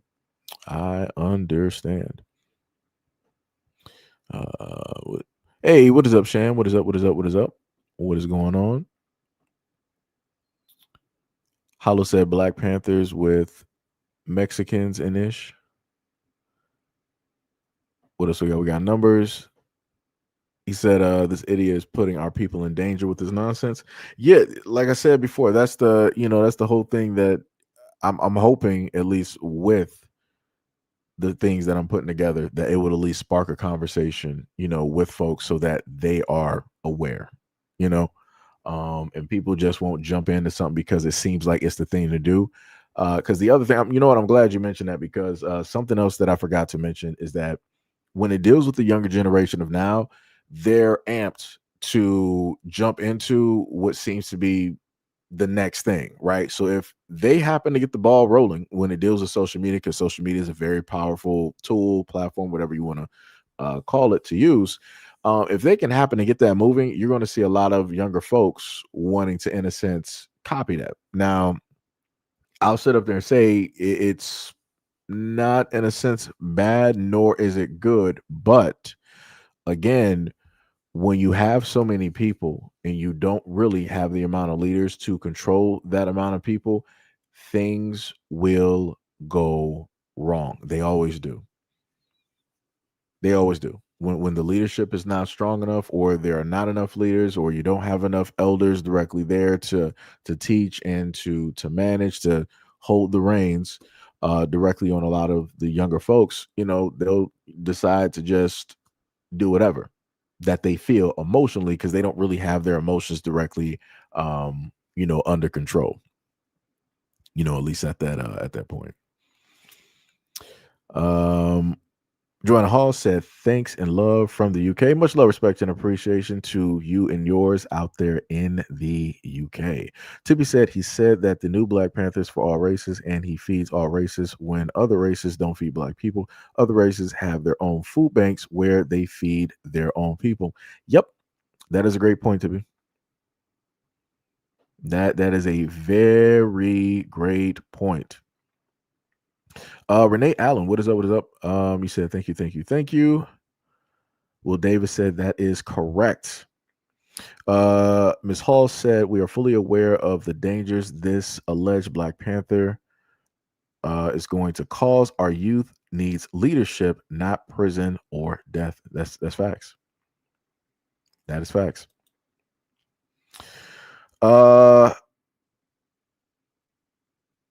Christ is a Black Man said that this is why fathers are important too. Many of our boys are matriarchal and will follow.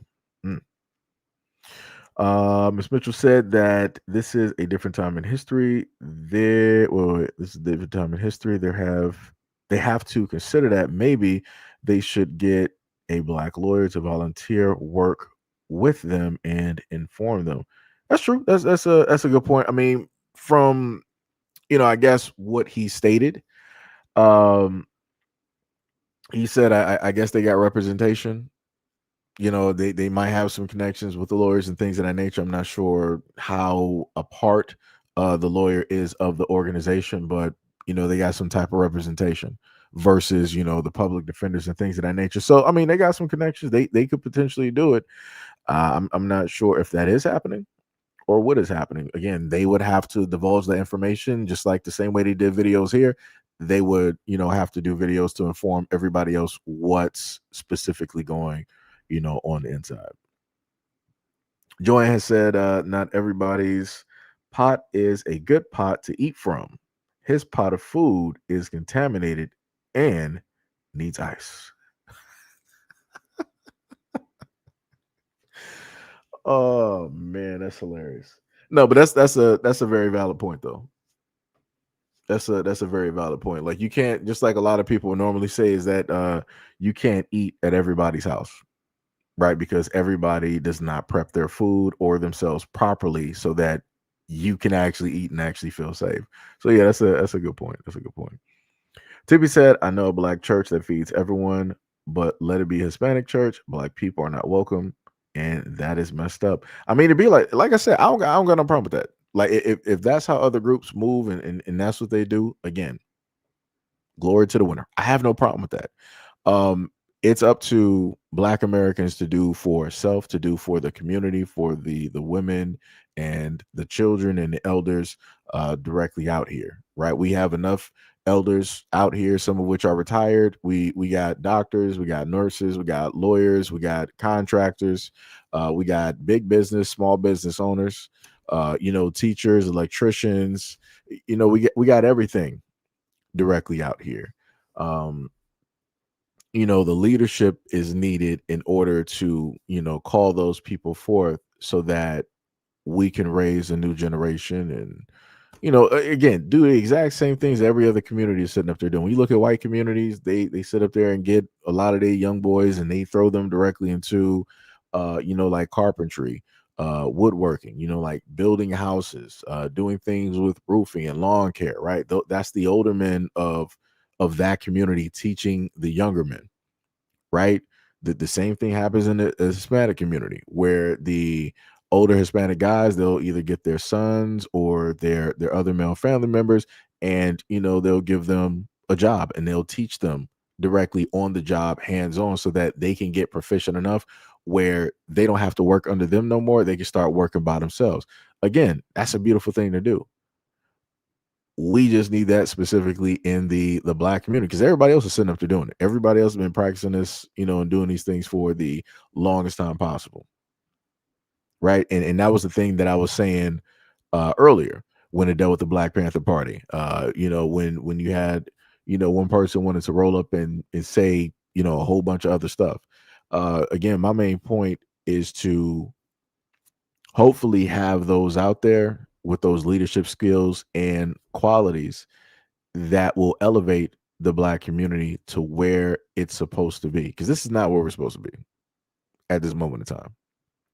We're supposed to be self-sufficient, right? We're supposed to circulate money directly into the black community. We're supposed to have a lot of builders, a lot of nurses, people to look after the community. We're supposed to have a lot of safety, or presence of safety directly in our communities in order to deter crime and different things like that happening, which will have a detrimental effect when it deals with the neighborhoods and the property value and and stuff of that nature. So a lot of things are needed. Joanne Hall said, we as a people do more now than ever. People just want to big up that old criminal over what we do as people.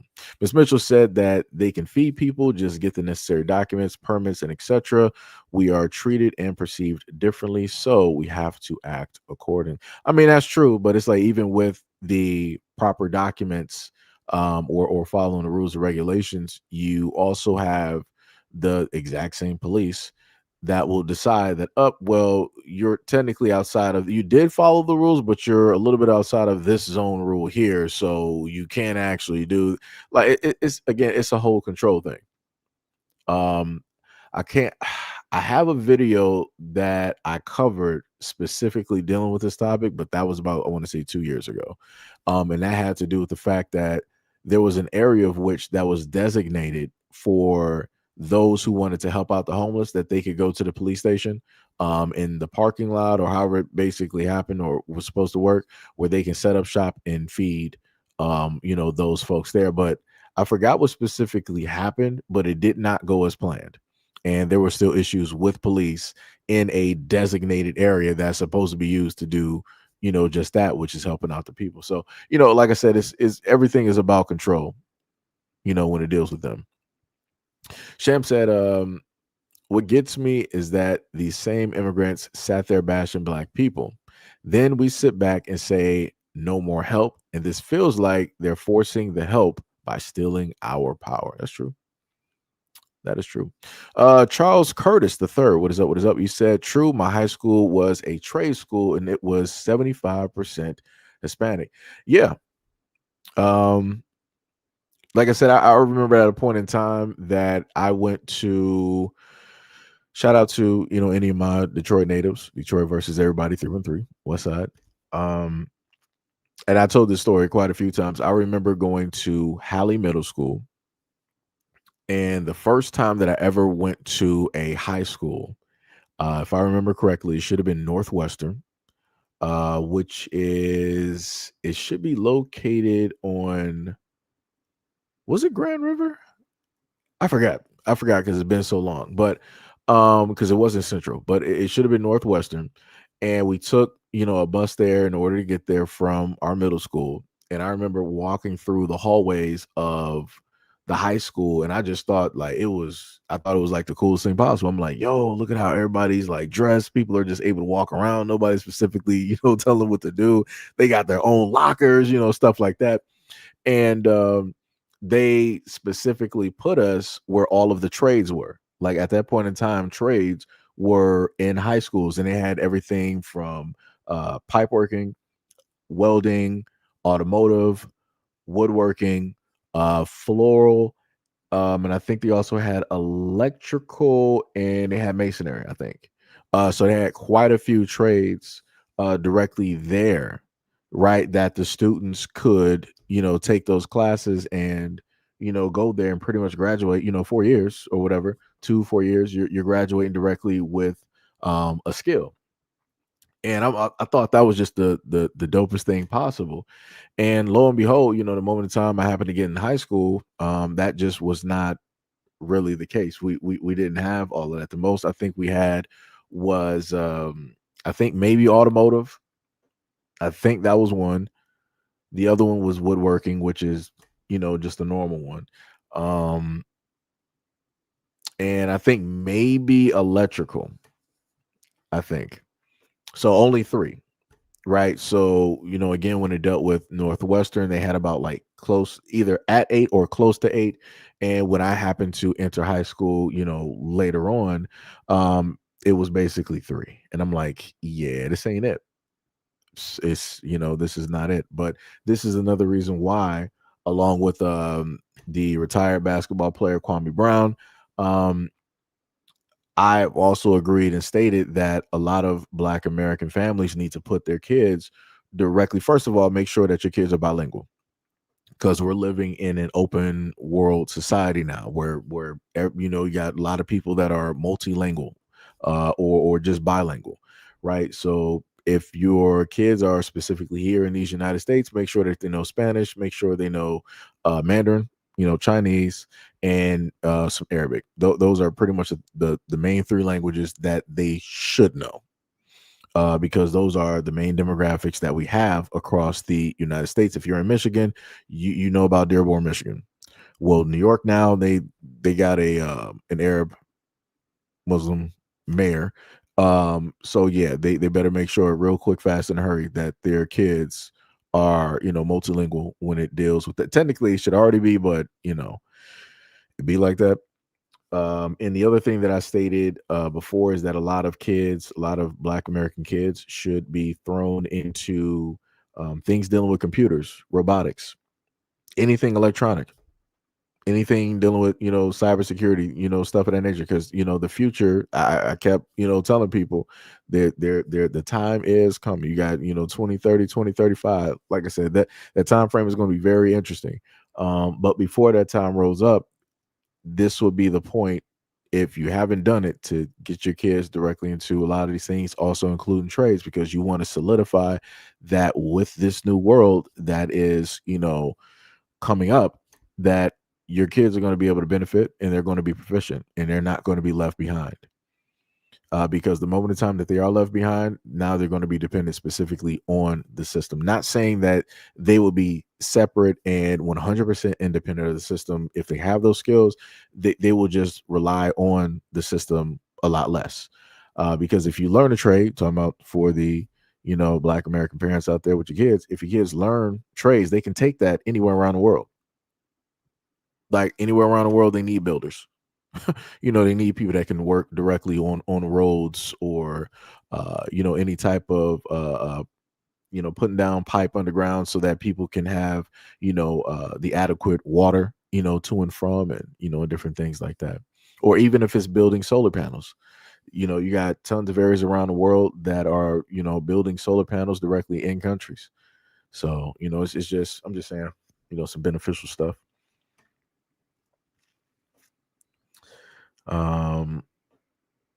Let me see. So it's all about control. That is correct. What's that? Tippy said, I said it's wrong because Spanish claim that Black and brown been through the same struggles and ask for our help dealing with ICE, but they turn Black people away at food banks. No, Tippy, I got, trust me, I got what you were saying. I got what you were saying. Yo, Charles, what is up? What is up? You said, hey, Camden, New Jersey. My mom is from Detroit. Hey, much love, respect, and appreciation to you and your family. Shout out to your family in Detroit and New Jersey.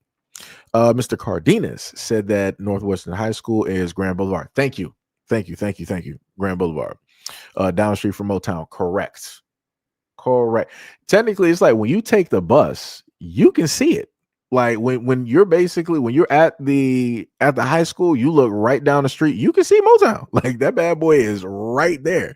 And I will sit up there and say that was also something that was pretty crazy as well too. To know that you're in a sense like standing in the same area as so much history. Like it's crazy. It's 100% crazy. Like I said, I was happy to at least have, that experience. Technically, when I think depending on was my grandmother driving or somebody, I've driven past there quite a few times within my life, but it was a little bit different, being in middle school and being able to actually stand there and see versus driving by. You can't really, in a sense, appreciate it or feel or get a sense of, the energy in a sense. Will Davis said, I want to know who's funding these new Black Panthers. You can't feed people and all the things he stated without funding. That's true. That is true. Tippy said, I think Black people should do the same thing, but they get labeled racist for feeding their own. I mean, it'd be like that. We're just going to have to sit up here and take that label. Whatever, quote unquote, I guess you can say detrimental label branding that they want to use, we're just going to have to sit up there and take that. And without having to explain anything, because that's the one thing that happens every single time. Like whenever we decide that we want to do something, we always have to explain to people why we're doing it, as if we owe them an explanation, and we don't. We've never owed anybody an explanation at all. So that's another thing that we just got to stop doing.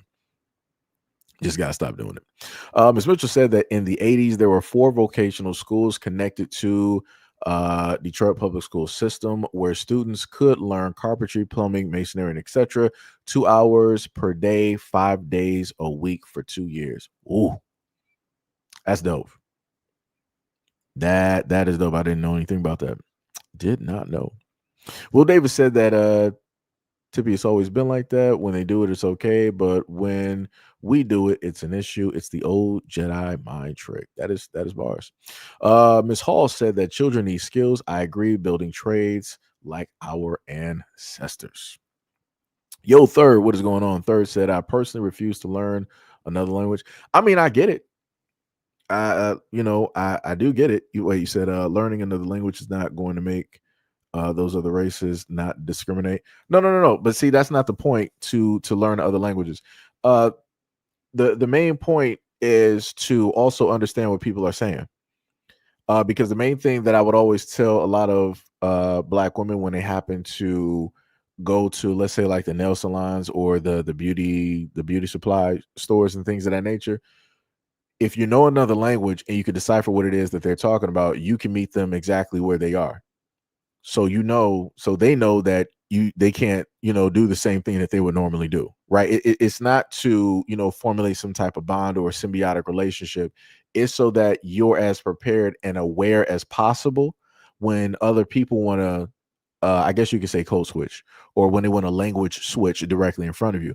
Because far too many times I've seen people who at one moment in time, they want to, start talking English to me, but then they start coming up and they want to start having side conversations, directly in front of me. I'm like, yo, am I not here? Like, what are we?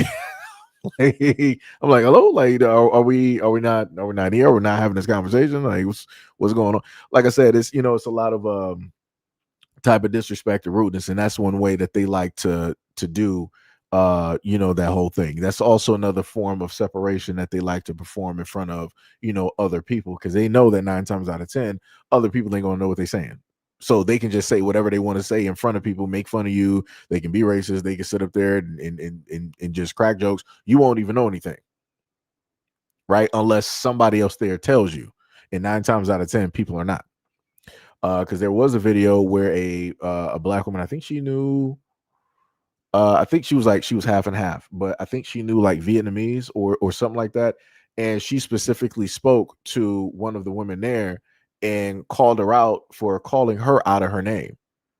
And then the woman, she was like, because instead of her deciding, oh, I'm gonna speaking Vietnamese. Now she wanted to speak English. Like, no, no, no, no, no. You clearly called that woman out of her name and you thought that she didn't know. But what you didn't understand is that she has family that is clearly of your culture, and now you caught. Right. So that's what I'm saying. That's why it's important to learn other languages. Because like I said, a lot of people like to be slick. A lot of people like to be slick. Join Miss Hall said that the black woman was built a real hero. DNA makes all. What was it? Charles said, yes, we have over 15 trades: carpentry, auto tech, electric, and welding was filled with Hispanics. And from my understanding, those shops were the most racist. I believe it because, once people start getting their people in, now they want to start treating other people like crazy. And that's why I try to tell a lot of Black Americans, like, yo, we have to stop giving up a lot of these positions or allowing other folks to push us directly out, because the moment in time that we do this, now we lose out. And like I said, it's crazy when stuff like that happens. That's why I gave folks the video from the last live stream, where one of the guys, and also one of the videos that I posted as well too, where a black man was specifically speaking on one of his friends that was working in, I think, like the shipping industry for 13 years. And you had two immigrants. One was Ethiopian, the other one was Somalian. And they were basically trying to gang up and push that black man who's been working there successfully for 13 years, keeping that job, out of that position, because they went back and started like, going to the white supervisor. This is happening. They're doing this, right. They're trying to be the good little dog. That's what a lot of those Africans like to do when it deals with Black Americans. They want to show up as that good little dog who's going to do any and everything that their master tells them to sit up there and do. Even if the master's not asking them to perform certain things, they're still going to sit up there and do it, because their whole main goal is to replace us and to get us out of those positions so that they can just bring in their people and just take over. Like I said, it's crazy work. It's a lot of disrespect. Ms. Hall said we need to recognize how far we have come as a race and not concentrate on negativity. Tippy said it seems off to me, but at least he's feeding people and giving out clothes. He basically all lives matter to Black Panther Party. Yeah. Yep. Yo, 80, you said it is a psyop. You said ICE is trained by IDF and many of them have records and cannot pass a drug test. What is it? Miss Renee? Well, Renee Allen, because I'm not gonna say Mr. Renee Allen said their name changed. When their name change will be perfect. Ms. Hall said that everyone wants to be Black. It's a fashion. We as a people have to keep being positive and building. We create loads no other race has created. I mean, looks. Yeah, the no other race. Yeah, that's bars. 100%. That's 100%. Ms. Mitchell said that those vocational schools were put there to give public school students training in those areas to make it easier for them to get employment after graduation. They need to reopen them. Yeah, I would love for them to reopen them. I mean, it sucks that I would not be able to benefit from those now, because I feel like the main benefit is allowing the kid, like, two things that I thought that was pretty cool in high school. Number one, kids being able to do 4 years of college while in high school. I thought that was just awesome. I felt that was like the smartest thing. Whoever threw that directly in there, I'm like, you're really looking out for the future. The other thing, again, going back to the trades, I thought that was a pretty awesome idea, and it would make somebody self-sufficient. Like, just think, if for anybody that has children right now, like your child is doing 4 years of high school, and through those 4 years, like, let's say that your child is just exceptional when it deals with education.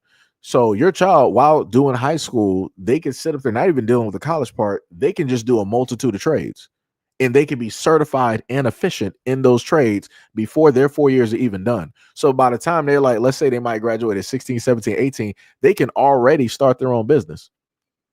Depending on what the trade is, like if it's HVAC or electric, or maybe the electric, it might be I think you might have to do some more certifications. But again, for a lot of other trades, they can just pretty much jump directly in there and start making some real money. They don't have to be like, all right, I got my summer job. I'm working at McDonald's and Burger King and nah, they're out there like real world, real life, Like I said, that's how I look at it. I look at it as, such a beautiful thing where it would, open up a lot of doors, for the younger generation. Ms. Hall said the mentality that saves lives over this new Black Matters BS. Gray said, B1, what is up? What is up? Jay Great said learning other languages will help you navigate with those people. That's facts. Well,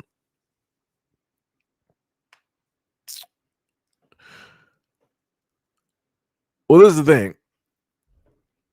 Wait, Sham told somebody to stop making accounts and come back in. I mean, well, Sham, if somebody is pulling up to the scene making some random accounts, you have the comms. Like I said, because I'm like I said, I'm unaware. I'm just reading.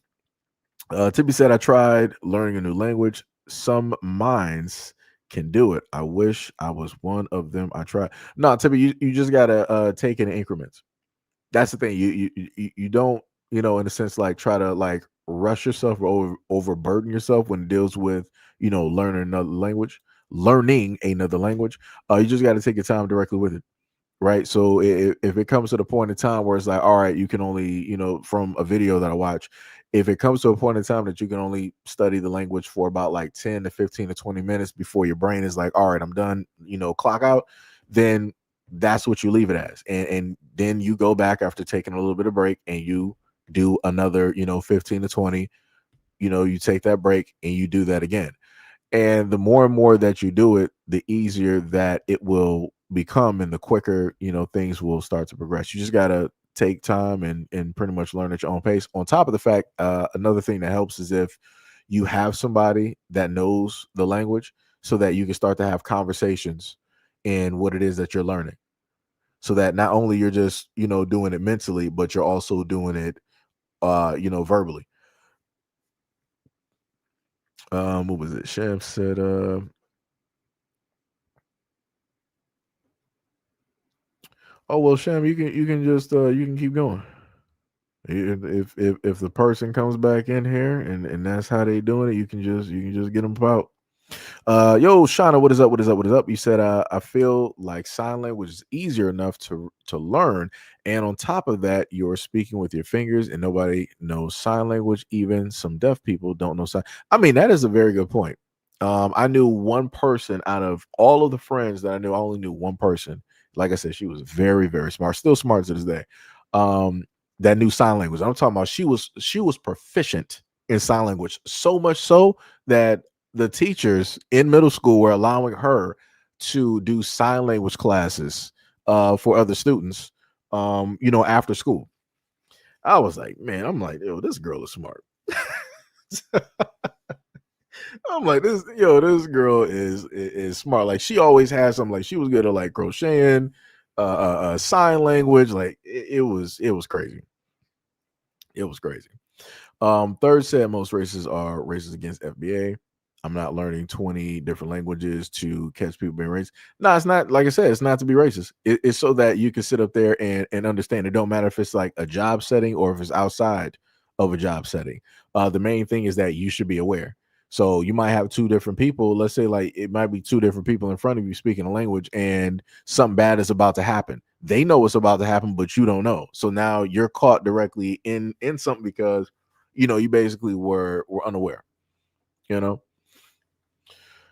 But to make it easier, third, they do have tech out there where you can just simply have, let's say, like an earpiece or glasses or a phone, and it can translate, stuff directly for you. So, technically, within what you said before, you don't actually have to learn it. You could just get the tech to do it. But then again, that runs on batteries and, all that type of stuff. Sound like somebody getting their car towed. Hold on. They just snow remove. I thought someone was getting a car towed. My bad. Timmy said, I wish I could be bilingual just for that reason. LOL. Jay Great said they did that in front of my brother, sister, and daughter, and they all speak fluent Spanish. Yeah, and that lets you know how a lot of people are. Like, some people will just do it specifically in front of you on purpose because they know that you don't know what you're saying, that you don't know what they're saying. But the moment in time that they understand that you know, yeah, now people want to sit up there and start speaking. I'm like, so now the jig is up. Now you don't want to talk Spanish no more. It's like now you just want to talk in English because you realize that I know. Yo, that's crazy. That is wild. That is wild. Yo, Lennar, what is up? What is up? What's up? You said the Fed Panther Party for defense of fake blood snitches and illegals. That's crazy. Yo, Vil, what is up? You said quit disrespecting God of the universe. Don't even know what you're talking about there. Shauna said that my dad has always said sign language, which needs to be in elementary schools when like they make you learn French and Spanish and all the other and all the sign language should be another one. Okay, so I get what you're saying, basically bilingual. So you know how to sign, you can talk and both read. And then you also know the other languages on top of that. Yeah. And on top of that, for Black, like I said, it don't really matter for everybody else, but specifically for Black Americans, I want y'all to understand, when your kids are multilingual, it also enables them to go higher up when it deals with a lot of jobs. Because again, we're living in a society where you got a variety of we're living in a very diverse society, multi, culture and all that other type of stuff. So the more bilingual your child is, the more doors that are open, and they may be able to get other positions that other people are specifically locked out of because they don't have that specific skill set. So, again, it goes a long way. It might not seem like nothing now, but it will go a long way later on. I promise you. Gail said I came across a woman yesterday that kept saying, quote, we Latinos and Blacks are da da da da da. I said in my mind, oh, no, you don't. I just nodded and she didn't know what she was talking about. Yeah, that's crazy. Shauna said, I heard about that. And Gail was talking about delineation. Gotcha. Black Butterfly said, thumbs down. Not even sure what the thumbs down is for. Sham said, I don't care if he is feeding people. He doesn't get to sit here and claim Black Panthers. You can't do that without stealing valor. I get what you're saying. That's facts. That's facts. I feel that one. What was it? Us said Mr. Us, because I can't say the rest of that name because it's kind of questionable. He said it was like that in the canna industry too. I was there, the only Black grower at the time. Instead of other Black folks who wanted to be gardeners just come in and show their skills, they tried to box me out. That's crazy. Oh, okay. So that's what Black Butterfly was saying. He's talking about to the new Black Panther Party to change the names. I got you. Ms. Mitchell said, due to personal situations, I plan to give food out in my community, but I will just prepare packaged sandwiches, beverages, and etc. Load up the car and drive around and pass them out. I will state this. Within doing that, you also have to worry about your safety as well, because you got a lot of folks out here who are homeless, but you don't know what their tendencies are, or how they look at opportunities or situations. And then you also got to deal with the disrespect of a lot of these folks, as well too, even if you are, trying to help them. So, you have to be very mindful and be very careful directly of that, because you may mean good, but those other people may, take that goodness for weakness.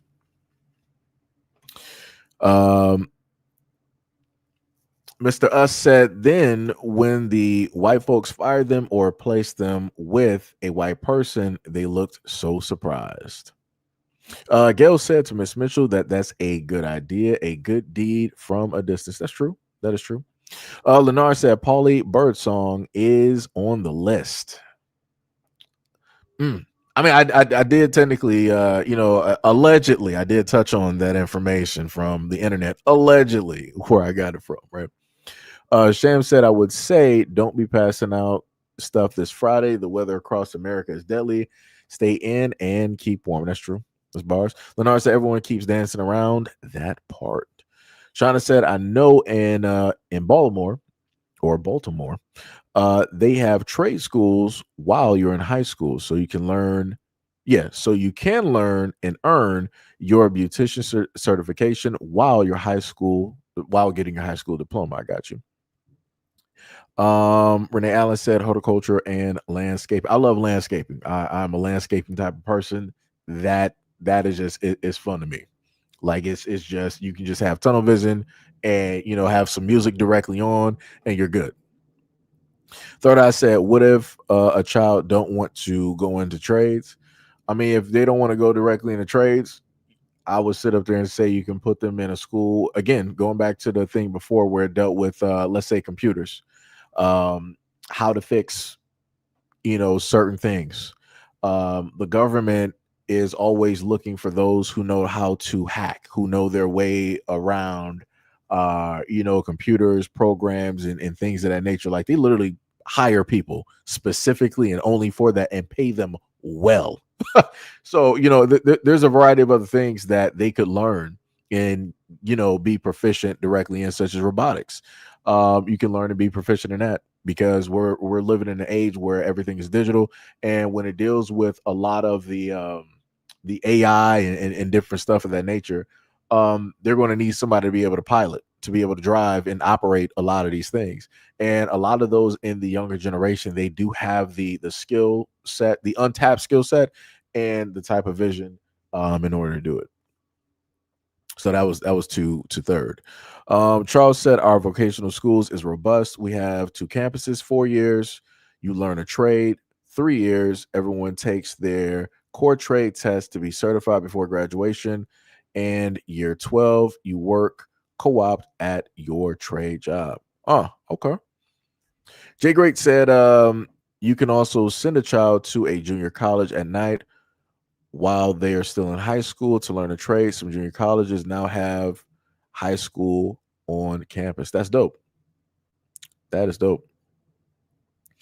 What was it? Shauna said it sounds like the Babel. Samuel said, I grew up in the 1970s during the movement, and I know for a fact that the movement was not about defending just the Black community.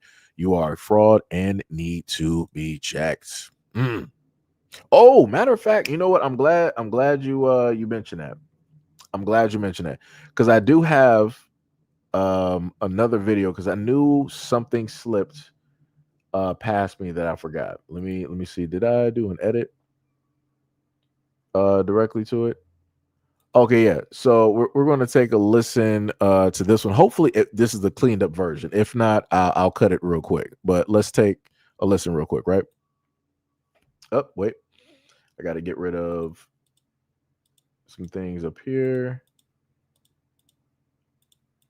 Let me see. 1, 2, 3, 4, 5, 6, 7, 8, 9. So yeah, I got to take another video down. Okay, so let's just take a listen to this video. Thank you for that comment, because Samuel, because that just reminded me that I missed one more video. I thought I had all the videos up here for you, but this is the last one that I forgot.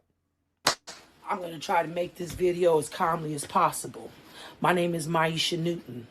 My father's name was Walter Newton.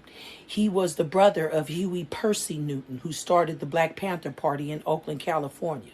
Okay? My handle name is Maisha 415 Newton. I got birth certificate, paperwork, and a whole bunch of Newtons who are ready to listen. This goes out to the Black Panther Party, the new United Black Panther Party, whoever's out there protesting with these Somalians. I'm about to get a cease and desist order against you, and I'm about to sue you because you guys are... You are not going to defame my uncle's name like that. We're not doing that. See you in court. Right. So this is the type of attention that they're currently getting, at this moment in time. And, you got people out there that are family of the originals that have an issue with what's going on, specifically the representation, everything that is being stated and how they're going about things. So we're going to see how a lot of this stuff plays out. So it's not this is not the final round. There is more things to come, through this year. It's just a matter of time. Right. Yo, Rabbit, what is up? You said, imagine being so socially isolated, you have time to repeatedly make new YouTube accounts. These losers really are pathetic. That's crazy. um, let me see. What else we got? What else we got? Shauna said, you're so right. Sham said, Seji Ty is listening. Some wait, you said Ty is listening. Some small lady called him a color boy. He's driving right now. He's mad. Wait, was it? Did it? Wait, Sham, did that happen in chat or that was like outside of outside of like the channel? That's crazy. That is wild. My apologies. There, Ty. My apologies, man. Wait. Okay, so you're gonna go over the whole thing with the words. I got it. Yaga said exactly. Create your own organization and not tethered to the Black Panthers. That is correct. Let me see. Third said Trey sounds good on paper, but just wait until that kid's passion directly clashes with you wanting him to learn plumbing. I mean, there's a multitude of trades. It doesn't just have to be, plumbing or, things like I said, there's fields of trades directly out there. You might not like 5, but there'll probably be 10 plus others directly out there you can go or, look directly at and see if it basically fits. Sham said America was originally named Turtle Island by the natives in their language before the Caucasians named it. It does look like a turtle when you think of it. Yo, D Money, what is up? What is up? What is up? Much love, respect, and appreciation. What is going on? Real Black Gentleman, what is happening? What is happening? What is happening? Ms. Mitchell said, in the 80s, I attended the Randolph Voltech Center. I took interior furnishings 2 years in the 11th and 12th grade, and we did floor plans, made custom drapes, curtains, tables, runners, placemats, and comforters. That's pretty dope. I wish I could have done that when I was in school. Wish I had those options. We didn't really have that. Sham said that was outside the channel. Some Caucasian lady pointed at him and called him that colored boy there, and she's not even old. She's like 43. That's crazy. That is wild. People still say colored. Like what? Like, come on, you're 43. Like what? That is wild. That is why it would have been time to start cracking some jokes. That'd have been the moment in time I would have started my comedic career, and my meteoric rise would happen right there. Would have had to open up TikTok right there. I would have probably throw off a good 10 jokes. I probably would have bombed on 90% of them. But it's that one that matters. That's everybody deserves one. What else we got? Third said it's amazing that they call America Turtle Island before the aerial view. Gotcha. But yeah, technically, actually, that was pretty much it. That was actually pretty much it. Also, shout out to everybody that has been directly a part of the live here. Much love, respect, and appreciation. Going through and reading the comments and the conversation. Again, also shout out to any of the folks that came directly through. We had about 3.3 to watch the previous video that I actually posted early this morning. Much love, respect, and appreciation to those folks. I do have another video which will be posted. And that one again is going to be going over the same topics that I've covered during during the week as well too. And again, it's a bit problematic, so this is why again I have to cover it and sort of not completely rehash, but I got to go directly back over the topic again. But I'm also going to fill that in with more information. And that video that I will give to you guys is about close to 30 minutes long because it's going over comments that people had directly in a thread, is going over information specifically from a website about a certain definition or a term, that was also being used on top of video, information as well too, so that people can pretty much follow step by step everything that I'm talking about there, and and whatnot. So hopefully people will have a keep a lookout directly for that one, and let me know what they feel about that one. Tibby said you have to finish the video. Seji, you pause it. No, I didn't pause it. That video was done. I had to cut it off there because she was going to cuss, because originally her first recording, she was going off the rails. Like she had it right, and she was like, you know what? That's why she on this video she came back and she was like, all right, let me try to record this video as calm as possible. Yeah, the other video was not calm. The amount of editing I would have had to do every like 5 to 7 seconds, she was mad. She was mad. Let me tell you, she was highly mad. Shan was like, don't nobody say colored no more. And what time machine she accidentally stepped out of? I bet her name is Gertrude. Gail said she must be from the backwoods of West Virginia or Kentucky. Yeah. Let me see.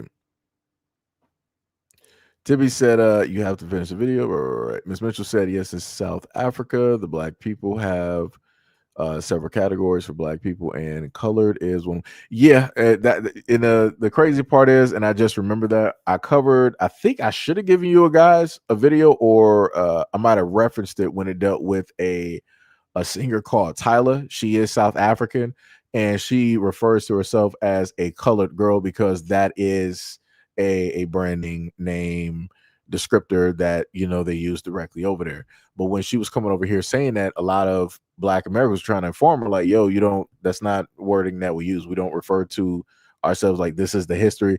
And she was trying to stand 10 toes directly on it. I'm like, dog, you're in a different country. You have to respect what people are telling you in this country. If they say like, don't like, that's just don't say that, just don't say it. But like I said, she was a light bright, and like I said, it's stupid. This is why you don't hear of her no more, because the moment in time that she wanted to try to be resistant and fight back and try to quote unquote educate us on stuff, it didn't work out too well. It did not work out too well at all. Gail said peace and love. Let me see. Mo said, oh yeah, I'll respond to him. Yeah. Tippy said, I don't blame her. And Sham said he better stop. He lucky it was a timeout this time. He about to hit that permaban if he keeps on. I mean, like I said, I leave discretion up to you guys. Like I said, I try to be a patient person. Try to have, tolerance. And that's why sometimes I just skip over stuff because I don't got time. Sometimes I'm like, man, whatever. Other times I may interact. Other times I'm like, yeah, I ain't doing it. But yeah, much love, respect, and appreciation. Shout out to anybody that's a part of the patronage. Shout out to anybody that's a member. Shout out, much love, respect, and appreciation to any and all of my moderators doing the Lord's work. Every single day. Y'all could be anywhere else, on these interwebs, but you decide to be here with me, and I deeply appreciate it. Shout out to anybody who threw any jewels or anything like that in the chat, and I just wasn't able to see it. Shout out to anybody who has just recently subscribed. Again, we are on our way to about 50K at this moment in time. We're at like 49,047. So we are making our way directly up there, making our way downtown, walking fast. Let me see, what was it?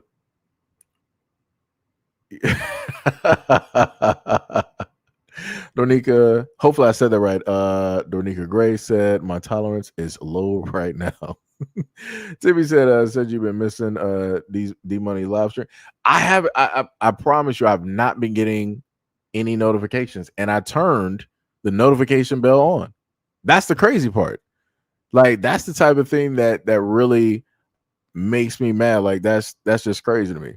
So D-Money, my apologies, good sir. I have promised you I've not been getting notifications. I've been getting notifications for everything else such as like if I go to the front page instead of being on the back page, I get notifications directly for comments when it deals with videos. They are not sending me that at all. Even when it deals with my phone, I'm not even getting notifications. And I'm like, yeah, like that's great. And to make it even crazier, I don't even get notifications on my own channel on my own phone. And I'm subscribed to both of my channels, and I'm not getting notifications. Like, so it is crazy out here. It is crazy out here. I'm going to go back and check my notifications because I know I have all notifications on. I know that much.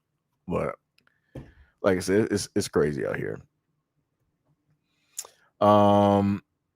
Sham said Amerigo Vespucci is an Italian American and sorry, is an Italian explorer, and America was named after him. Amerigo never changed his name. He was on the expedition to colonize America, so they named it after him. Oh, you responded to the other guy. Yo, what is up, Mo? What is up? What is up? What's up? That's crazy.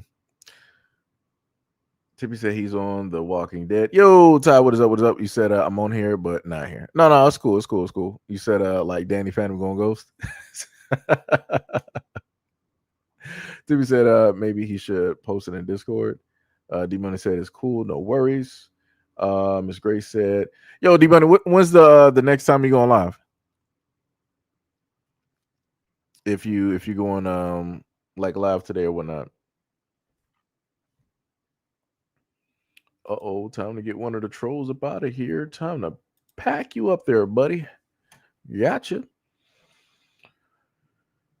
Let me know when you go live, but sit up there and leave this sitting for a minute.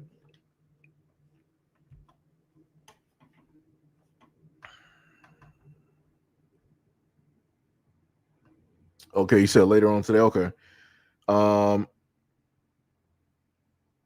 I will be on the lookout for the live stream. I'll just have I guess the normal YouTube page open because normally I'm always looking at the back of YouTube because usually streaming and posting videos and stuff. So I make sure to just have like the front directly open and have it on your page so that when you go live, it'll just automatically cut directly on. Hopefully it'll cut on, but I'll at least be there instead of missing like several live streams because Tippy's like, yo, you've been missing all the live streams. Like, what had happened was right. Donisha Grace said that it's like they automatically turn off the notifications. No, YouTube does that. One of the things that I told people about, I want to say about 4 years ago, that I found out then was that every time that YouTube does an update, they don't tell you that they do an update, but they'll do silent background updates. But when they update the app or the system itself, it automatically does something to the notifications.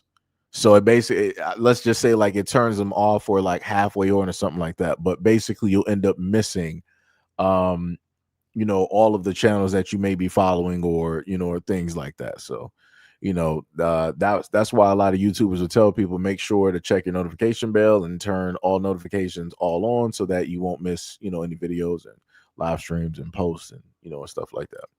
Sham said, like I said, the original name of America was Third Island. The names called this in the original language. So if we choose origins, we're all Ninja Turtles, I think. Yeah, that's true. That is true. Tippy said, what time? I'm in Cali, LOL. Tippy said I could post it in Discord. Oh, yeah. Okay, yeah. That's a good one, Tippy. Yeah, post it in Discord. So when you know that D Money's going live, that also helps too. That will also help too. D Money said double stream. Threes around 4:30 p.m. or 5 p.m. and then The Walking Dead directly right after. Okay, all right, I got you. I think technically I'm supposed to be I was supposed to watch the Xbox showcase. I might have missed it, so I'll probably just sit up there and like watch a rerun, of that. And that should last about an hour. So then that'll almost push me towards, 2:00 and then figure out some stuff from there and whatnot.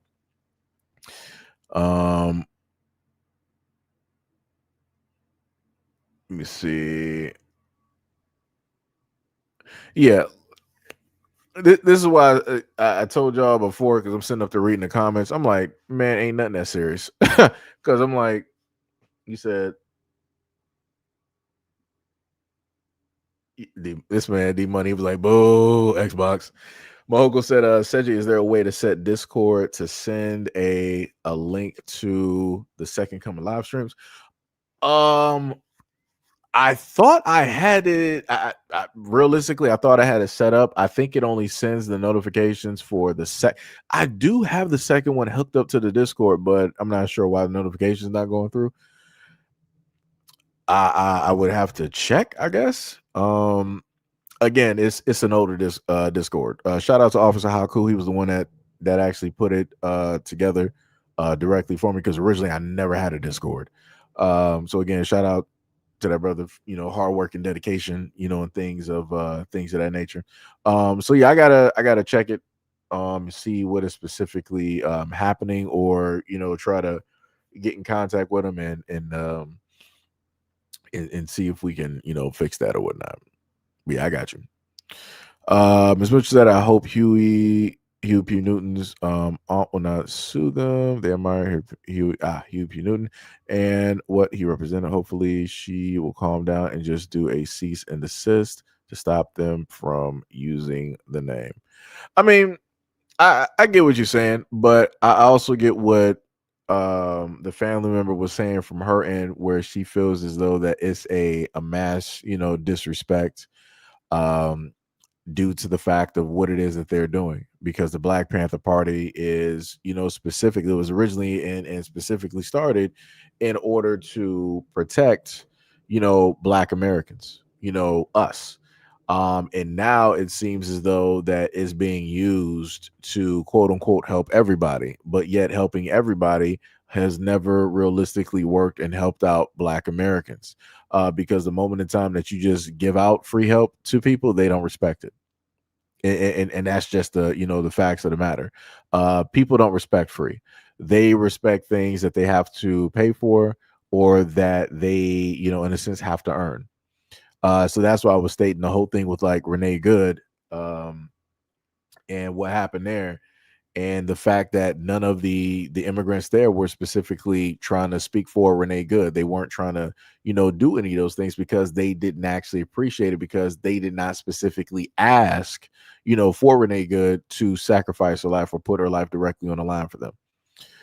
So it's the same thing when it deals with the Black Panther Party doing that for the immigrants now. They're not going to respect it at all, because they did not specifically ask for the Black Panther Party to show up, or to specifically be there and to represent them and everything, or to defend them against ICE. It is it's crazy. It is crazy, but I get what you're saying though. I get what you're saying. Sham talking to what's the Moore dude up there.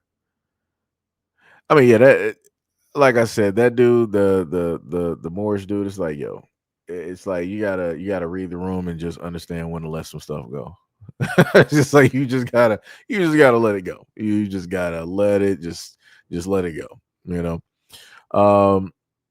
Mo said TV takes a goldfish to the dog park. That's crazy. Mo and Tippy are hilarious. Sham said freedom is illusion. The Caucanites created anyway to make them feel superior to God. They don't know how to submit to anything. That's why they're so destructive. Miss Mitchell said correction, not his aunt, but Huey P. Newton's niece. Yeah, no. I got what you're saying. What was it? Shem said, in truth, freedom never existed and it never will, because everyone comes with cause and effect. Consequences is the law's way to say you are not free. But yep. That is pretty much it, my friends. Got to do it like my old math teacher. Happy trails, my friends. Goodbye. Oh man, I miss that teacher a lot. But yeah. that was pretty much it. Hopefully everybody enjoyed. I just got rid of the app. Hopefully everybody enjoyed the live stream and the conversations as much, as I did. And again, hopefully people were able to take something directly from it, some type of information, and take that, have a conversation about it, or do your own research to to learn more the same way that I did, or maybe learn something and bring it directly back within a another live stream to inform us of some new information that I may not have known about or may have missed. Um Miss Gray said your chat is the best. Yeah, they're hilarious. My chat is 1,000. They've been like this for years. For years. Um, let me see. This man said Tippy skateboards in the bathtub. That's crazy. Tippy said Sham, the cell phone auto corrected me. That's crazy. That is crazy. Brother, didn't they just sit up there and tell you to just like stop spamming like that? It doesn't make any type of sense. It's like there's nothing to even gain from even just like repeatedly doing this. You can be on a multitude of other platforms. You obviously cannot read the room and how it is that people are just having conversations here, but you want to interject your beliefs and stuff. Like, that's crazy. I keep trying to tell people the moment of time that you're repeatedly trying to get people to go to your religion or your side of things, people are going to ultimately reject it because it feels forced. It feels like you're trying to coerce people over there versus them just like freely seeking it out. If people freely seek something out, or they just like have a question, then it's easier to, in a sense, bring them directly over, or however it is that people want to sit up there and put it. I don't know. Like I said, you can't tell a lot of people stuff. This man, Moses. That's wild. Shauna, what is up? What is up? You said love to all of the moderators. That is bars. That's bars. Normally it's the point in time where D Money was like, yo, he keeps calling all the mods beautiful. And man, we get on me all the time about that. So that's why I had to swap it up. D Money was like, hey, come on, man. Switch up the word. I'm like, I got you. It takes a minute because I've been doing this for years. So but yeah, much love, respect, and appreciation. I love you guys a lot, respect you guys a lot, and thank you guys for everything that you do. Time and time out. Thank you guys for all the support that you guys have given me all the years, and staying directly with me for no matter what happens directly to the channel and things like that. So thank you guys. Last but not least, let me see. Miss Grace said, and push your agenda on other people. Yep. Sham said, no, just forcing. He sit there and act like that he's high above everybody else. You come to the space and we didn't go to yours. And that's his problem, right? He thinks he is above the room. That's true. D Money said, I was getting ready to say that. See, I knew he was gonna say that. I knew he was gonna say it. Oh man. This man said cocoa butter Vaseline is crazy. Gail said he needs to spark up his own channel. Yeah, that's facts.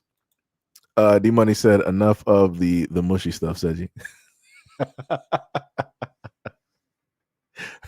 I can't be so I can't be appreciative, brother. So man, D Money's like, ooh, brother, ooh, what's that, brother?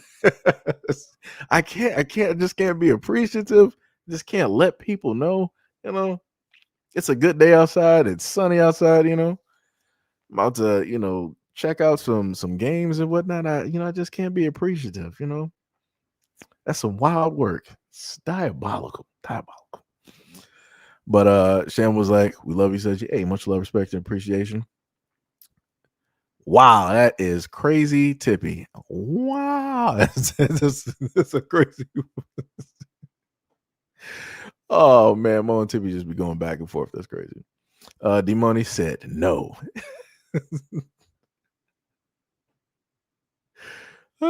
Shem was like, I'll put y'all both in the corner if y'all keep talking about that Tippy emote. That's crazy. That is crazy. And man, D Money was like, yo, man, tuck them feelings in. Man mode. We are as still as mountains out here. What was it? Mo said, get your notifications together for D Money's live stream. Did somebody post? Let me go to Discord real quick. So I can do that real quick. Yeah, post just in case. Yeah, somebody post a link again. Yeah, just put it directly in there. Okay, that goes to something else. Let me see what announcements. Yeah, that's just for the first channel, I think. General chat.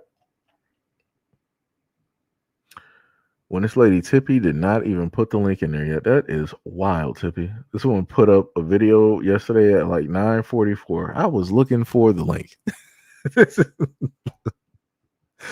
This lady Tippy, when I depend on her to do something, just one thing, Tippy, just one thing. Tippy talking about Mo, he started it. That's crazy. Shan was like, I just ate breakfast. I want to keep it down. Grits, eggs, and bacon. It was good.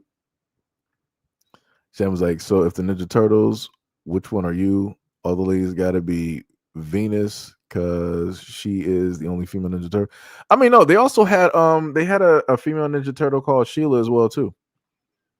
Hey, D Love, what is up? What is up? What is up? Much love, respect, and appreciation. Much love, much love. Tippy was like, "What did I do?"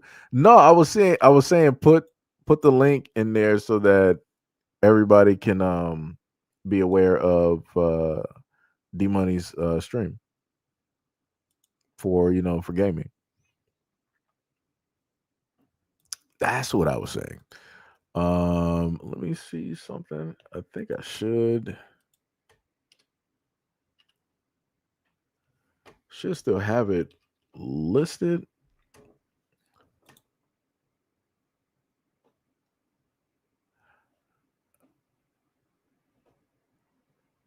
It's crazy. I sit up there. Excuse me.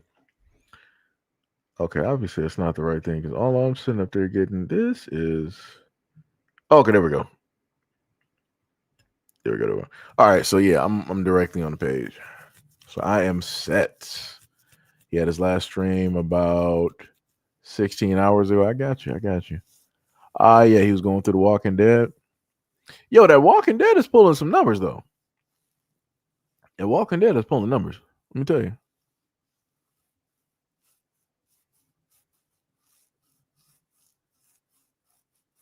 Walking Dead is pulling some numbers.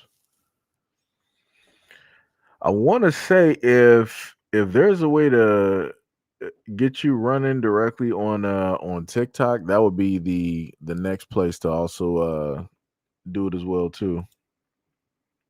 So I think let me see. Do you have a TikTok listed up here? No, I don't think you got one listed up here. Yeah. But yeah, TikTok, that'll be another thing as well too. That'll roll directly with what's the name? It was Mitchell say you remind me of your son. Much love, respect, and appreciation. Much love, respect, and appreciation. Thank you very much. Sham said, "Oh, you're right." And there was Lita 2. I think Venus, Lita, and Sheila wasn't there. A Jakina there too. I'm not sure about the last name, but I think at least two of the other names I know.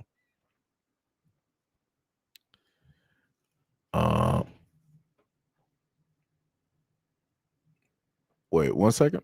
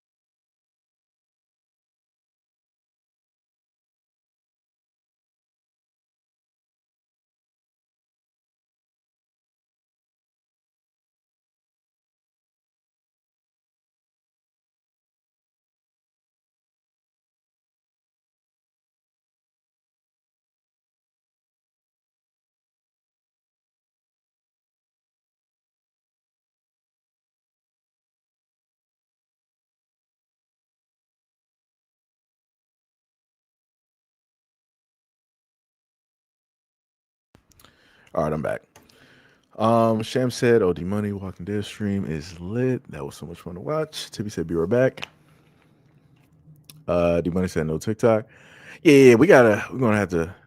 Well, I'm not sure if you like TikTok or not, but that's another one where a lot of people do stream some games, and yo, those views be looking crazy. Because D Money, let me tell you, I did TikTok live one time, and that was the first time I think I ever instantly had about 1,000 or like 12,000 views. And that was like my first time actually going live. So, just listen that directly up there.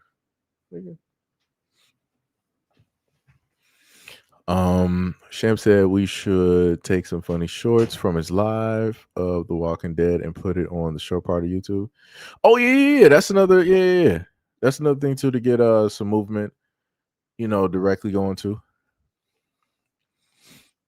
What was it? Miss Gray said never seen it. Let me see. That's crazy. This man Mo said D Money save little white girls that get him taken out and turned into a walker. This man said brisket tenderism. That's crazy. Sham said, LOL, the whole audience be asking to take out Kenny and Ben. Then D Money saved Ben, and everyone was so mad. D Money said, hold on, what white girl did I save? Sham said, Clem is black. Tippy said, oh darn, it didn't work. Well, I posted in Discord. Oh no, it's cool. Yeah, you can just post it in Discord. I mean, I see the link that you posted. Well, it's different for me. I can't click on it from here because, of course, I'm on the whole other side. So, oh, Mo didn't know that Clementine was black. Yeah, she black. Yeah, that little girl's black. Tippy said, yeah, Clem is mixed with white and black. Yeah. Yes, indeed. Yes, indeed. But anyways, let me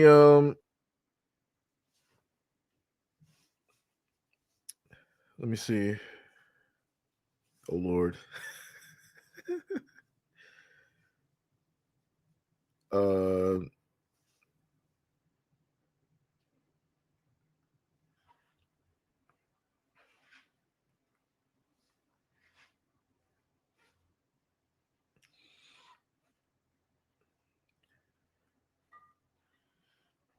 Let me see. Live, I think.